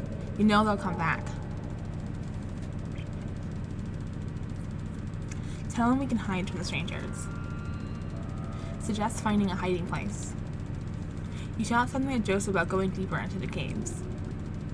Did you hear their voices? They'll find you, but not me. I'm going back to the surface. Stop! Your stupid fight is ringing through the whole damn cave. Joseph is right. We can't stay here. I'm leaving too, but I'm not going back to the surface. I'm taking my station wagon. I'm heading down to Zero. Oh, we've seen this before, haven't we? We've gone through this before in the introduction with Lula. I think we need her to stay. Ask Lula to stay. You plead with Lula about your continued collaboration. I'll send you this tape when I'm done recording. I'll put it in with the mail, and then you can see what your damn machine does with it. Lula and Joseph have left. Interesting. In tunnels. Abandoned by your collaborators, your confidants, your companions, the only two among your colleagues with whom you've ever trusted the gifts of your friendship. Pretty thick. Sounds like Beardo has had his heart broken. You wander the tunnels alone, dragging along the components of your unrealized masterpiece, combing the underground passages for a new site in which to realize your vision. Sounds like a genius. How do you mean? Vain. Vanity aimed at the truth. My Aunt Remedios, before she got into the whole ethnomusicography thing, she was a painter. Mostly nudes in oil. She had this model, I'll never forget him. Big, classically physical guy. Looked like he was about to storm Troy. He made everyone call him the Colonel. Weaver and I saw this guy naked a lot. You couldn't help it. He was always posing somewhere in the house, chasing the light from room to room while Aunt Remedios made a sketch of his profile or worked on the right mix of pigments for his abdomen. The Colonel had this magnificent hair, long, black hair that ran down just to the bottom of his shoulder blades. One evening, he was standing next to an open window in the back of the house. The sun was setting. Early spring, I think. It was kind of windy. Aunt Remedios was trying to get his hair right. She kept arranging it, like half in front and half behind, running over his shoulder and laying across his chest in this very specific way. But it itched him or something, and he'd do this weird indigent shuffle thing, or the wind from the open window would push it around, or he'd start and turn his neck when Weaver or I ran by, and everything would be tangled again. The final product was a swirl of black lines, billowing around the top of his neck. Weird thing is, I don't ever remember his face now, just that black swirl. Probably the best one she ever painted.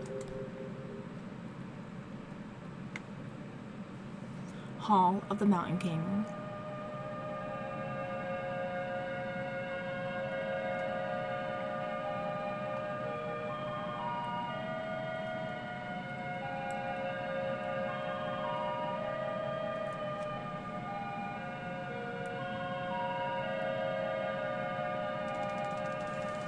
After what have been years, you stumble out of a tunnel into a cavernous open space. Stalactites adorn the ceiling like grotesques. In the center of the room is an enormous rocky spire. This is where you will set up your equipment and establish your legacy.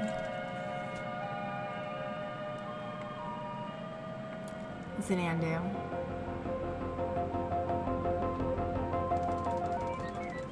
Now, this is the time to continue your work. Research Assistants, 0. Realism Index, 37%. Romance Index, 2%. Mold Coverage, 0%. You may hire a new researcher assistant, assign assistants to task, or sleep until tomorrow. Hire a new research assistant. Hire. Uploading job advertisements to university message boards. You have hired Marianne, who studies fine art. Assign assistants to a task. Assign. You may assign research assistants to debugging, transcription, or speculation. Oh, I don't remember who was who. Debugging, I think she was. Assigning available research assistant to debugging. Hire a new research assistant. Hire. Uploading job advertisements to university message boards. No new applicants. Try again later. Sleep. Time passes. Marianne widens tunnels slightly to reduce the need for extra crouch commands. Now is the time to continue your work. Research Assistants 1. Realism Index 47%. Romance Index 0. Mold Coverage 9. You may hire a new research assistant, assign assistants to task, or sleep until tomorrow. Hire. Uploading job advertisements to university message boards. You hired Weaver, who studies mathematics. Assign to a new task. Assign.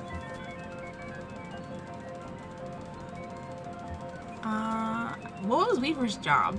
I don't remember. Weaver was mathematician, but I don't remember what she did. Was it also debugging? You have 2 research assistants available today. Assign how many to debugging? 2. Sleep.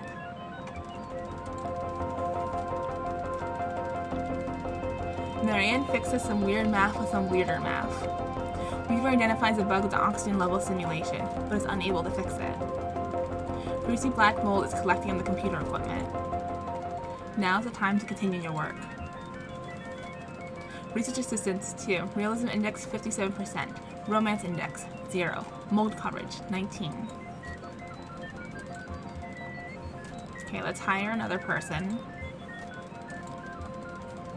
You have hired Rick, who studies library sciences. Assign to task.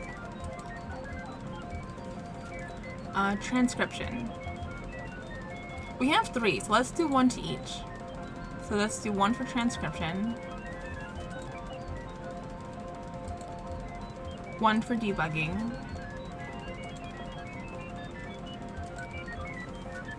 and 1 for assign. For speculation, there you go.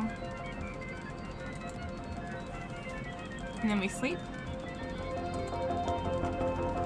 Marianne makes adjustments to the echolocation algorithm. Bats now fly normally instead of getting hung up on each other's wings and clustering together like horrible leathery tumbleweeds. Rick carefully transcribes the sound of dripping water in all their variations over a period of several hours. Weaver discards centuries of exhaustive data on the uniformity of cause and effect. Intruders! The strangers are doing something to the equipment, but you can't make out what. You hide behind a rock until they leave. With trepidation, you emerge from your hiding place, hours later. Now's the time to continue your work. I'm not convinced this is getting us any closer to the 0. Research assistants 3. Realism index 62%. Romance index 10. Mold coverage 0. Hire. Hired Amy, who studies human-computer interaction. Assign assistants to a task. Let's do 1 debugging, 2 on transcription, and 1 on speculation.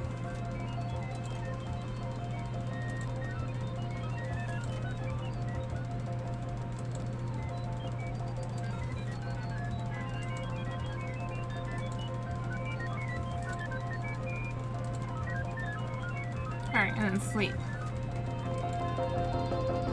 Time passes. Rick fixed bugs. Marianne summarizes the migratory patterns of bats through the cave tunnels. Weaver types up some lurid imagery from a dream journal. Amy makes a convincing argument for the edibility of stone. Weaver follows the strangers into the tunnels. She doesn't return, but neither do they. Now's the time to continue your work. Oh, so Weaver's gone. Research assistants 3. Realism 73%. Romance 25. Mold coverage 8.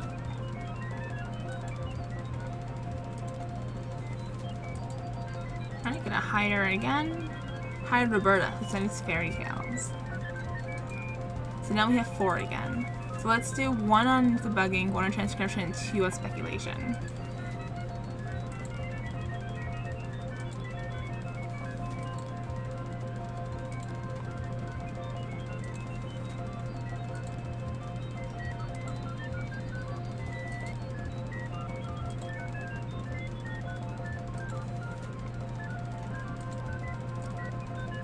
And then sleep. Rick fixed bugs. Roberta extensively notates tunnel diameter as a function of length. Amy muses about the love lives of fungal colonies. Marianne posits that nature, not reason, is the master of industry. Greasy black mold is collecting on the computer equipment. Now's the time to continue your work. Maybe to try start over or something. This doesn't seem to be helping. Research Assistance 4. Realism Index 86%. Romance Index 44. Mold Coverage 18. I guess we can try and quit because that's the second time she's said that. Come on, kid. We've got stuff to do. Typing quit. Are you sure you want to quit? Yes. That was a rhetorical question. Exit? But you aren't in anything at the moment. Maybe we have to lose or die somehow in order to start over. Eat the lamp, smash the computer. Well, let's not smash Sanandu. That doesn't make sense. Eat lamp. Don't be ridiculous. I guess we can keep playing. Alright, now's the time to continue your work. Alright, looked at all this already. Maybe we have to wait it out. Wait indefinitely. Time passes. Research assistants come and go. You don't encounter the strangers again, but sometimes you can hear the uncanny echoes of their voices, off in the tunnels. Years pass. Mold accumulates. You and the remaining research assistants take to burning disused equipment in the center of the room. The black mold is intensely flammable and makes an excellent catalyst. It leaves behind a sweet narcotic perfume. One night you have visitors, outsiders, different ones. Then later that night, an old friend. You really did go deeper into the caves. Premature end of file. Press any key to quit. Huh.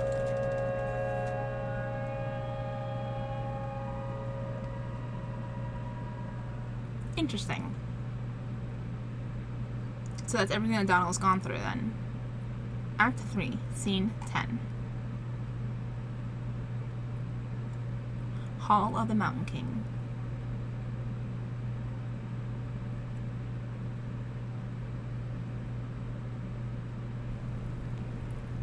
Oh, Lula is here. Lula to Donald. You really did go deeper into the caves. Well, you were easy enough to find.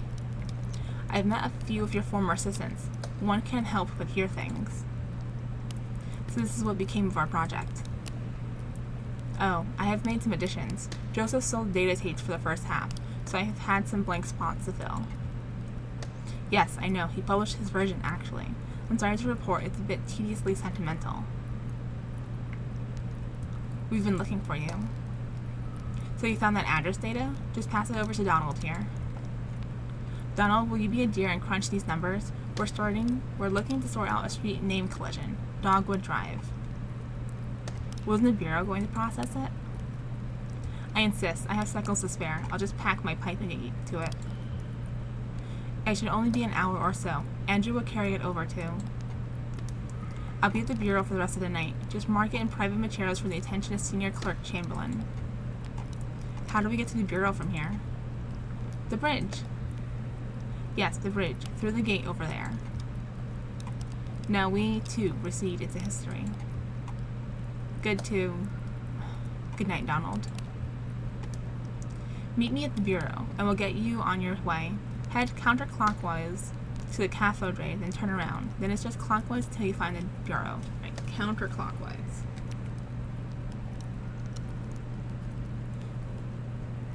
To the cathode ray. And then turn around. Between us, I think you should drive. Alright, let's get out of here.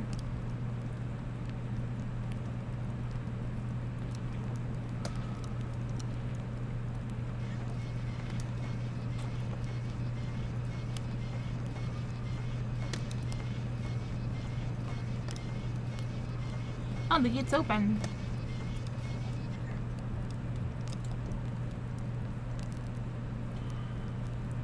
I don't think it was open before.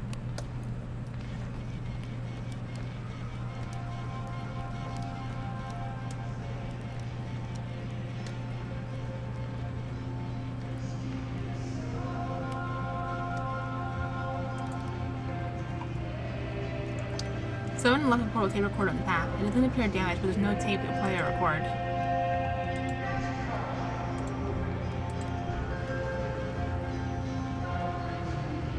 A bookshelf? That's new. The bookshelf was carried only partway up the path here, before the project was abandoned. It's still useful, but the Dealer's Fire is crowded anyway.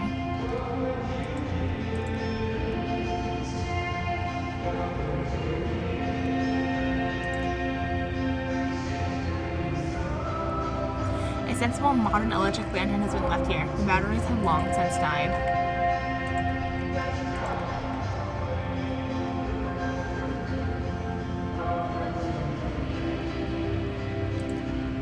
Oh, Johnny's staying down here. And we're on the other side of the bridge, look at that. Thanks for waiting, Blue. We were gone a bit longer than expected.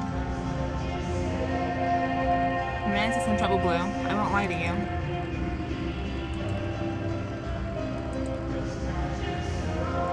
What happened up there? Just a bunch of computers. Johnny yawns.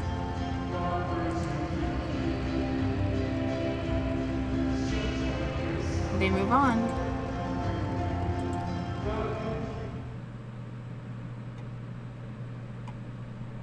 Alright, counterclockwise. So clockwise is this way.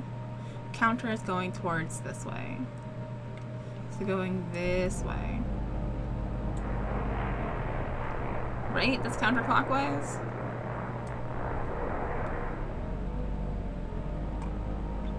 Until we get to the cat. Oh, there's a cathode ray.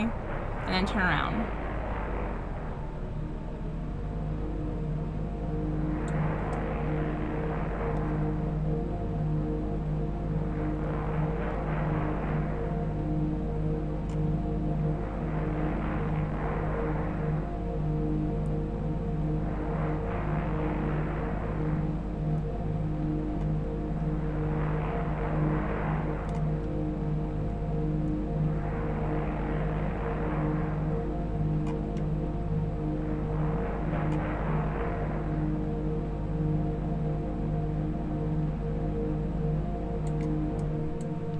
Here it is.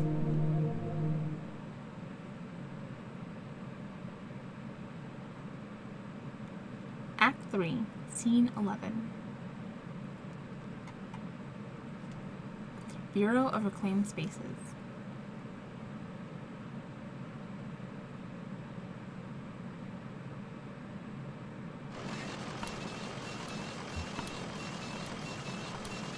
Oh, it looks like Johnny and Junebug changed clothes. Got the time, Blue? Gotta get this thing fixed. Or just let it go, right?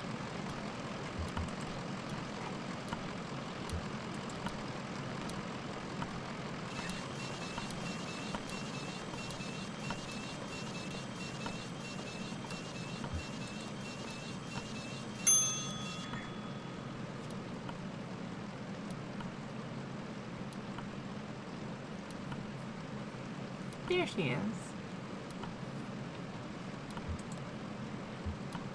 Here you are. Marianne has the rest of the evening off, so I'm minding the desk. Any word on the address? The results just came in by courier. Good news. Donald and his assistants were able to sort through the noise. I had Rick cross-reference the results against some of our records. He found a corresponding mail stop on the Echo River route. As it happens, the night ferry is scheduled to make its stop here shortly. The ferryman carries the mail and collects the garbage as well. I'm sure you can catch a ride out that way. You're welcome to wait here. I have to get back to packing. Thanks for your help. Happy to help. Haha. It's okay to just repeat it until it's true. Safe travels. Try to stay out of the water. It's colder than it looks, and deep.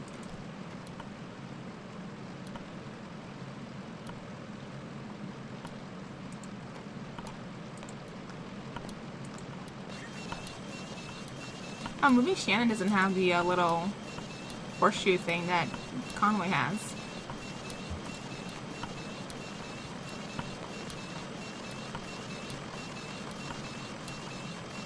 How long do we have to wait?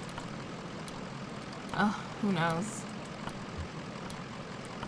Alright, what happened? Up to you. It's okay. You can tell them. It doesn't matter anymore. Fine. So, we were in that graveyard. Oh, this is what happened at the church? Act 3, Scene 12. Oh boy. Where did the strangers come from?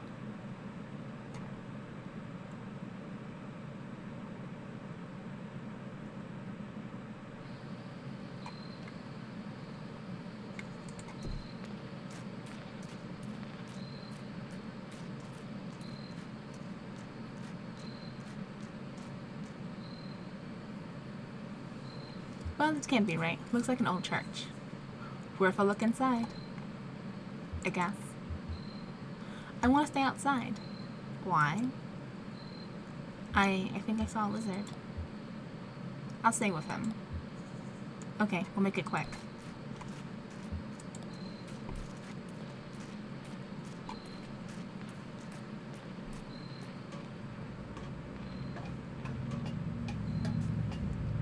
Oh, well, it's empty. The church floor is cold metal, scuffed and flexed by unknown boot heels.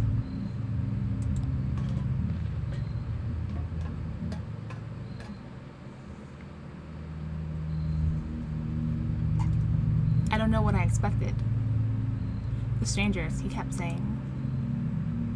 Kind of vague already, isn't it? Donald's a stranger. Hell, you and I are practically strangers. Listen, earlier in the mine, I didn't want to talk about it, but what did you find down there? When I saw Weaver, she was on TV. I was testing a pretty simple tube repair, flipping through channels to check the saturation, and she was just there. It was kind of horrible. I mean, I told you she disappeared, suddenly, ran away, but you thought she was dead. Yeah, I guess I don't like to say it. Dead. And then the next time I flip the channel to Weaver, it's burned in my vision now. She's standing in a room. The walls are blank, kind of gray. There's tape on the walls, like markings. And desks? A classroom, maybe? The camera's in the corner, so it's a sort of 45-degree angle into the room, and there's Weaver right in the center of the picture. I stopped her in the dial. Hell, I think I stopped breathing. Eventually she spoke, but there were no real sound, just this awful hum. I read the closed captions. She said to go to the mine. I'd find something there. I can't remember her exact words. Whenever I try, I get distracted. Fuzzy. Shannon coughs into her sleeve. It's so dusty in here, right? Yeah, it's real dusty. You think of all these holes in the ceiling. What the hell was that? Did you hear that? We should check outside. We should... Oh.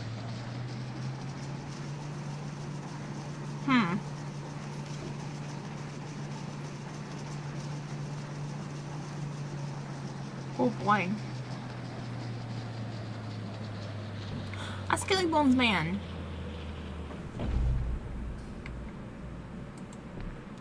Oh, I'm controlling the Skelly Bones. The stranger activates the tape player slung on his shoulder. A crackly drawl echoes in the room. It is patient and sounds like it should be smiling. My regrets. I hope I didn't keep you waiting long. We don't see a lot of foot traffic these days. I guess you're here about the job. I'm afraid we only have one opening at the moment. Horrible business. We're actually looking for certain information about an old computer. Certainly. I'll tell you everything you need to know. I've only just met you, but I feel certain there's a place for you here. I'll just take you over to meet the dispatcher, show you the trucks, get you familiarized. We can converse as we go. What is this place? Well, it's not an old church. No, I guess not, but still, it all has a kind of reverence to it. And what's that smell? Like bread? Baking bread? Please, follow me.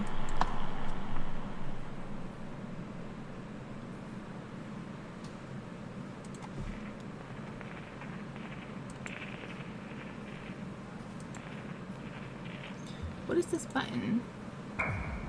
Oh.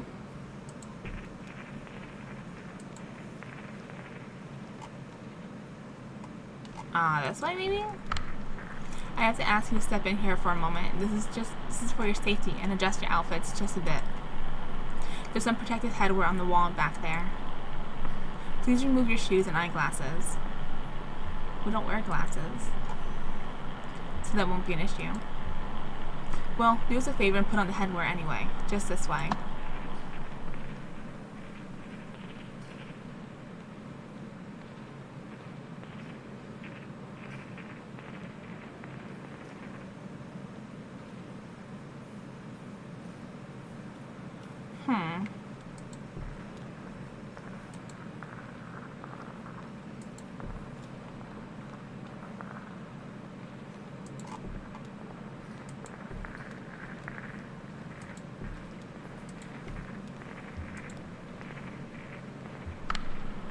More new arrivals this evening. Plenty to do. Got to relay the formula.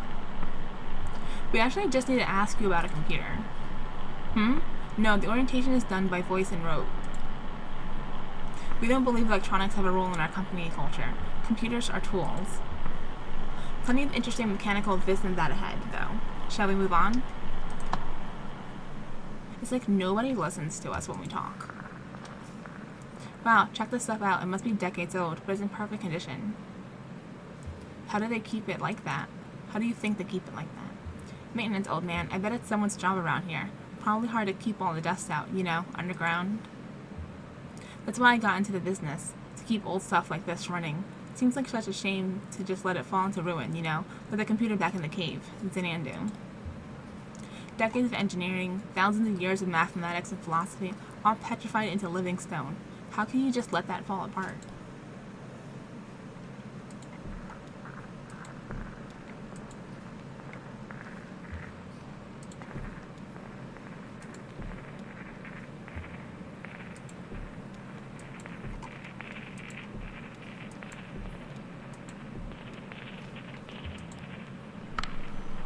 Here's the fleet, haha. Oh, we just used to get around internally. How big is this place? Oh, it's grown a great deal over the years. Incredible to think, really. When Mr. Bishop founded this operation, it was only about 1,800 square feet, and half of that or more was occupied by camouflage to keep the law out. Hiding out in the back of an old church, purifying spirits by homemade fire. A kettle and a dream. So, the trucks are just east a ways and shipping. You can be acquainted with the dispatcher there. Give me a tap on the shoulder if you see something that catches your eyes. Always have to show off the facilities. Sublime machinery. But we don't want to do any of this. We're looking for stuff for the computer.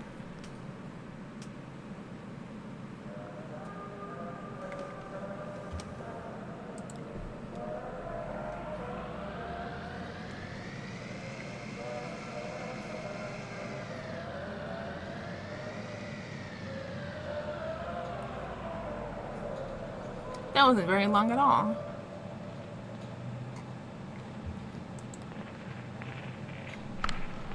Here it is. Now I have to ask, as a matter of course, what kind of experience do you have driving trucks? I drove deliveries for an antique shop up until this last run.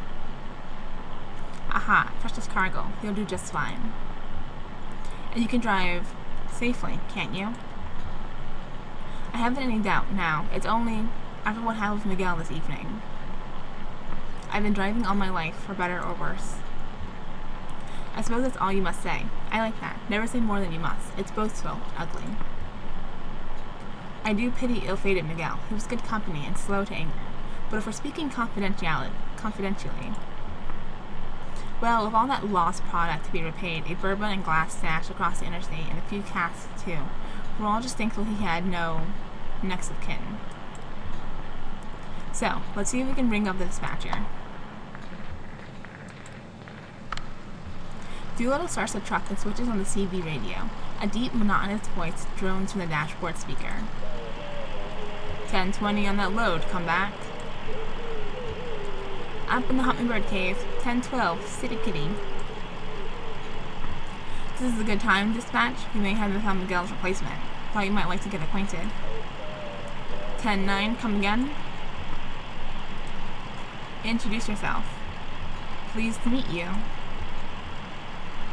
Tell dispatch something impressive about yourself. They're very well regarded here. You folks know anything about a moldy old computer? 99 wheel holder, gotta pay the water bill. Ah, so. I'm certain they'll call back before long. Let's take a look around with the truck, eh? Control the wipers with this knob here. Do little fiddles with the controls. They seem to have a decent torque to them, eh? Can't say how they'd fare in an ice storm, but we must never delay a shipment. Better to assume that risk. You folks watch the weather closely? I wouldn't know it if I saw it. Too many years with climate control. Have I mentioned I rarely, if ever, leave our facility? I wouldn't know the rain if it drowned me. I'm sure the wipers are fine. Of course. What else then?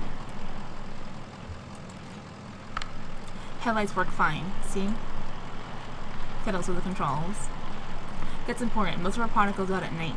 You never know who you'll run into in the daylight, and desks can be treacherously misleading while at indirect light. The magic hour, eh? Drivers sleep in the day, then. Sure, those that sleep. Miguel pulled extra day shifts when he could.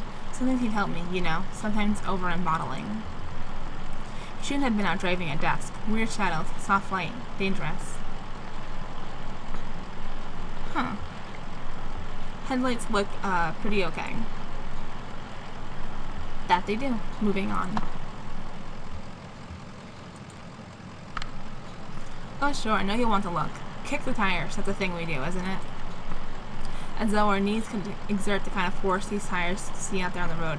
We're more likely to hurt ourselves. Isn't that the way, eh? Tires look fine. Oh sure, it wasn't the tires that failed our dear Miguel. We were quite sure. What kind of man was Miguel? As I always say of him, he was good company. Many of us found ourselves in his position, arrogantly grasping at personal sovereignty when our lives had become unmanageable. There's no shame in it, only condolence. Now, what else can I show you? Looks like it's just about ready to go out. We have some good, strong folks in shipping here, so you never need to worry about loading it if you don't want to. A bit hard on the knees and back at our age, eh? Of course, you have to unload at destination, but that's the job. I find drivers like the extra shift stacking and loading here. I really shouldn't do any lifting these days. I see. Well, surely we can spare a dolly and carrying strap for your health and safety. Sounds like a lot of work around here. It's in our interest, friend. After all, we must meet our financial obligations. Truck's radio crackles back to life. Driver, come back. Ah, there's dispatch. Now tell them about your experience. Tell them the truck's in good shape. Tell them you'll start in the morning. I really can't. Yeah, we've got to finish this delivery in a few... 10:33, dispatch. Got 2 black guys and a flock of crocodiles. Come back. 10-4, back it down and prick your eyelids, driver. Come back, Lem. 10-4. Come back, wheel holder. 10-4. Get your ears on. Good. Listen to this. So, I think that went well. Let's head back to logistics and seal the deal, eh? I've got one more thing to show you.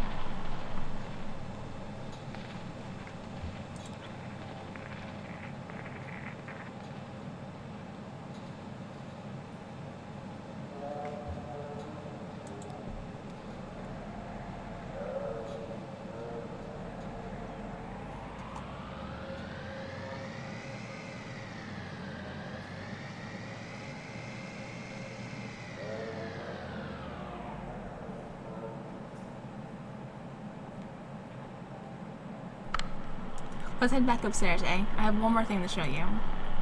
Wait, we only came here looking for some answers about the stupid moldy computer. Oh, the old man in the cave with the moldy computer. That black mold. It's drawn to whiskey. It feeds on ethanol fumes, you see. As we age the whiskey, some of it inevitably evaporates into the air. The angels share. It goes through the vents here and out into the caves.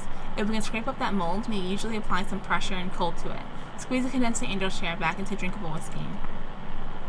Every drop counts when you're making a living on the stuff, so we'd go down and scrape it off his equipment, just like any other place it grows. He kept sending these people here to drive us away. Paranoid. Truly paranoid. Well, now we have the formula, so we don't need to go collecting mold. But we didn't do anything to his moldy computer. He just forgot the password. One of his assistants shared it with me. Dome and air. That'll get you going, I'm sure of it. So, join me upstairs.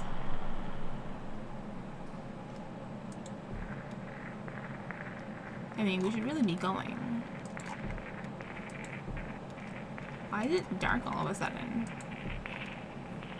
If you don't mind.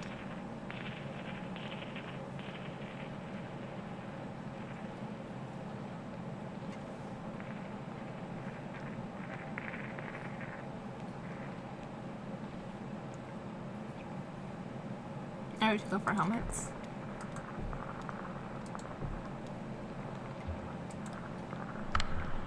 Here it is. A beauty, wouldn't you say? It's an antique, you know. What is it?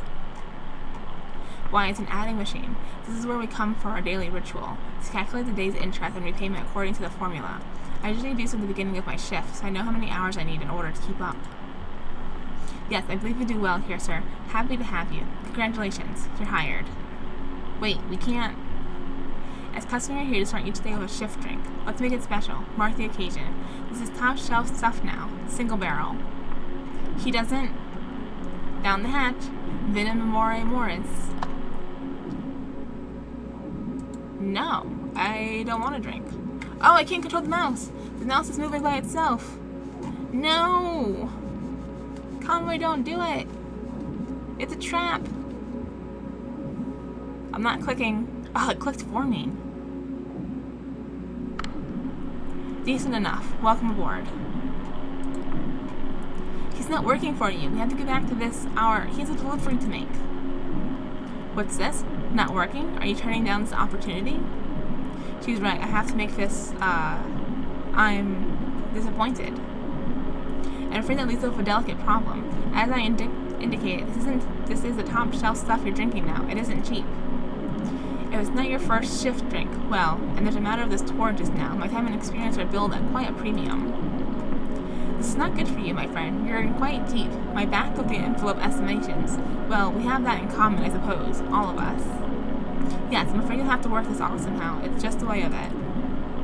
What's happening right now? You can start tomorrow. Take the time to settle your affairs, of course. The interest begins to compound immediately. And, well, we'll go over the formula when you get here. I should get back to work. See you tomorrow, then. Like, nobody listens when we talk. Everyone is so pushy.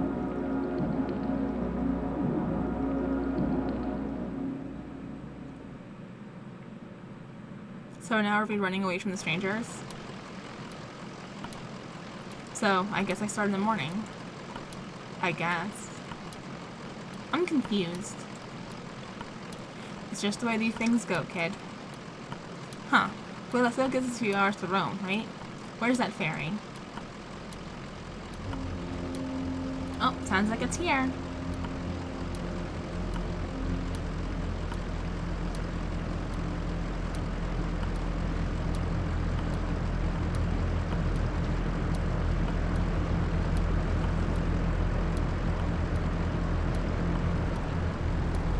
Here it is.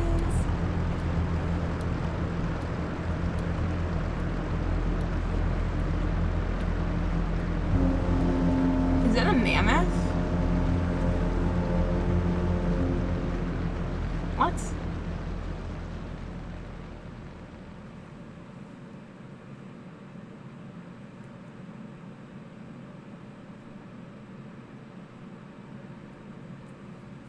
End of Act 3. Oh boy, what a long act. And we still have the interlude to do, don't we? Here and there, along the echo. Alright, hopefully this one isn't as long as the last interlude. Because my throat hurts.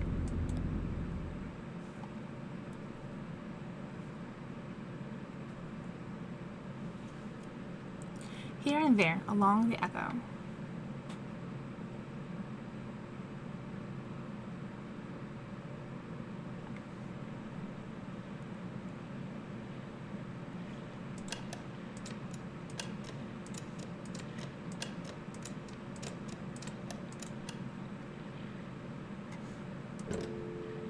Oh, that makes sense. I've used the phone before. 797.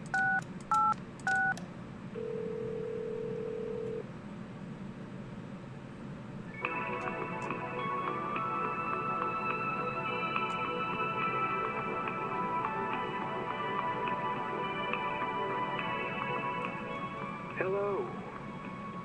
You have dialed into Here and There Along the Echo, a guide to the Echo River for drifters and pilgrims. This guide is a public service provided by the Bureau of Secret Tourism.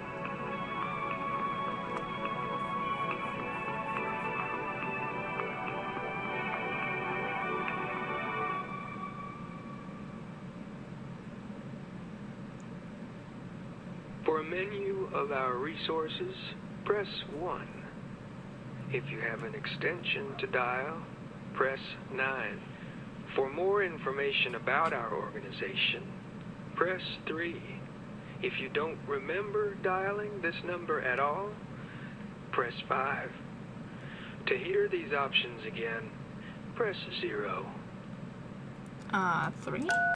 The Bureau of Secret Tourism is supported by a generous population of river creatures whom I fix up and grill as necessary. I am environmentally minded, and I believe all creatures are equally deserving of support in their transition to the next world. So I usually try to sing a little elegy like, small water creature, crab or frog, now you know that sleep is all around us, like a muggy, tranquil fog. Something like that. It's easier to come up with these songs when I'm hungry in a sort of transcendental fasting state, but I've actually just had breakfast. A debt of gratitude is also owed to the Bureau of Reclaimed Spaces, who unselfishly and unknowingly donates this here telephone line for the purpose of this here informational resource. You can always find the latest secret tourism literature in any of our unmarked kiosks or any other old place it happens to lay. That's all I have to say about that. Hey, do me a favor. When you get a chance, call us back at extension 1928. You can press 0 now to go back to the main menu. Welcome home. For historical sites along the Echo River, press 1. For a guide to the river's flora and fauna, press 2. For help identifying an unfamiliar sound, press 3. If you're holding a snake right now, press 4. To hear these options again, press 0. How do I go back a menu? For historical sites along the well, if you're dialed into this here informational resource, then you're a certain kind of beachcombing, bat-calling sightseer. So let's take a driftwood inventory. For a diver's guide to underwater islands, press 1. For forgotten places, press 2. For restless places, press 3. For what little we know of the Iron Pariah, press 4. For food and drink recommendations, press 5. To return to the main menu, press 6. To hear these options again, press 0. Welcome home. For historical sites along the Echo River. Let's just take a minute. Hold on. I want to do the extension. The number.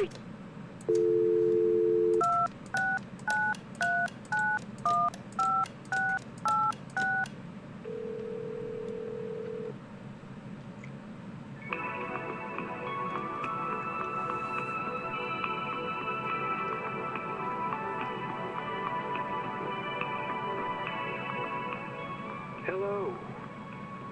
You have dialed into Here and There Along the Echo, a guide to the Echo River for drifters and pilgrims. This guide is a public service provided by the Bureau of Secret Tourism.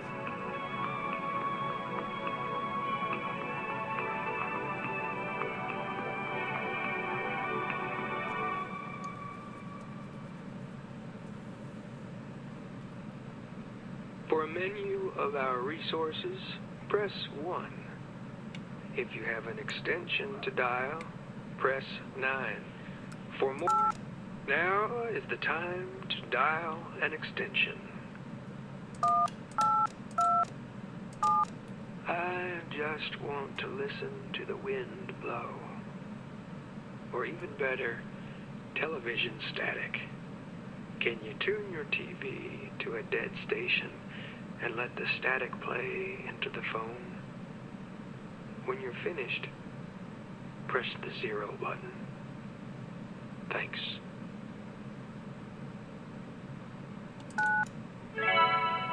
Welcome home. For historical sites Oh my along God, it's the going in Echo circles. River, press 1. For a guide to the river's flora and fauna, press 2. For help identifying an unfamiliar sound, press 3. If you're holding a snake right now, press 4. To hear these options again, press 0. Alright, I think we're done here, because it's just going in circles. Yeah, let's go. I have such a hard time following phone trees because they don't have it written out. Like IRL, I have a hard time with it. I'm having a hard time following what this guy's saying. Alright. That's the end of that. We did Act 3 and the interlude. Ooh, that was a long video. 2.5 hours. Easy crazy. If you guys made it all the way to the end, thank you so much. You're the best. It's a very long, lengthy video, so I'm glad you guys stuck around for it. Please remember to leave a like, comment, and subscribe if you haven't done so already. It really helps the channel grow. Excuse me. And I'll catch you next time when we continue Kentucky Route Zero in Act 4. Thanks for hanging out with me. Bye!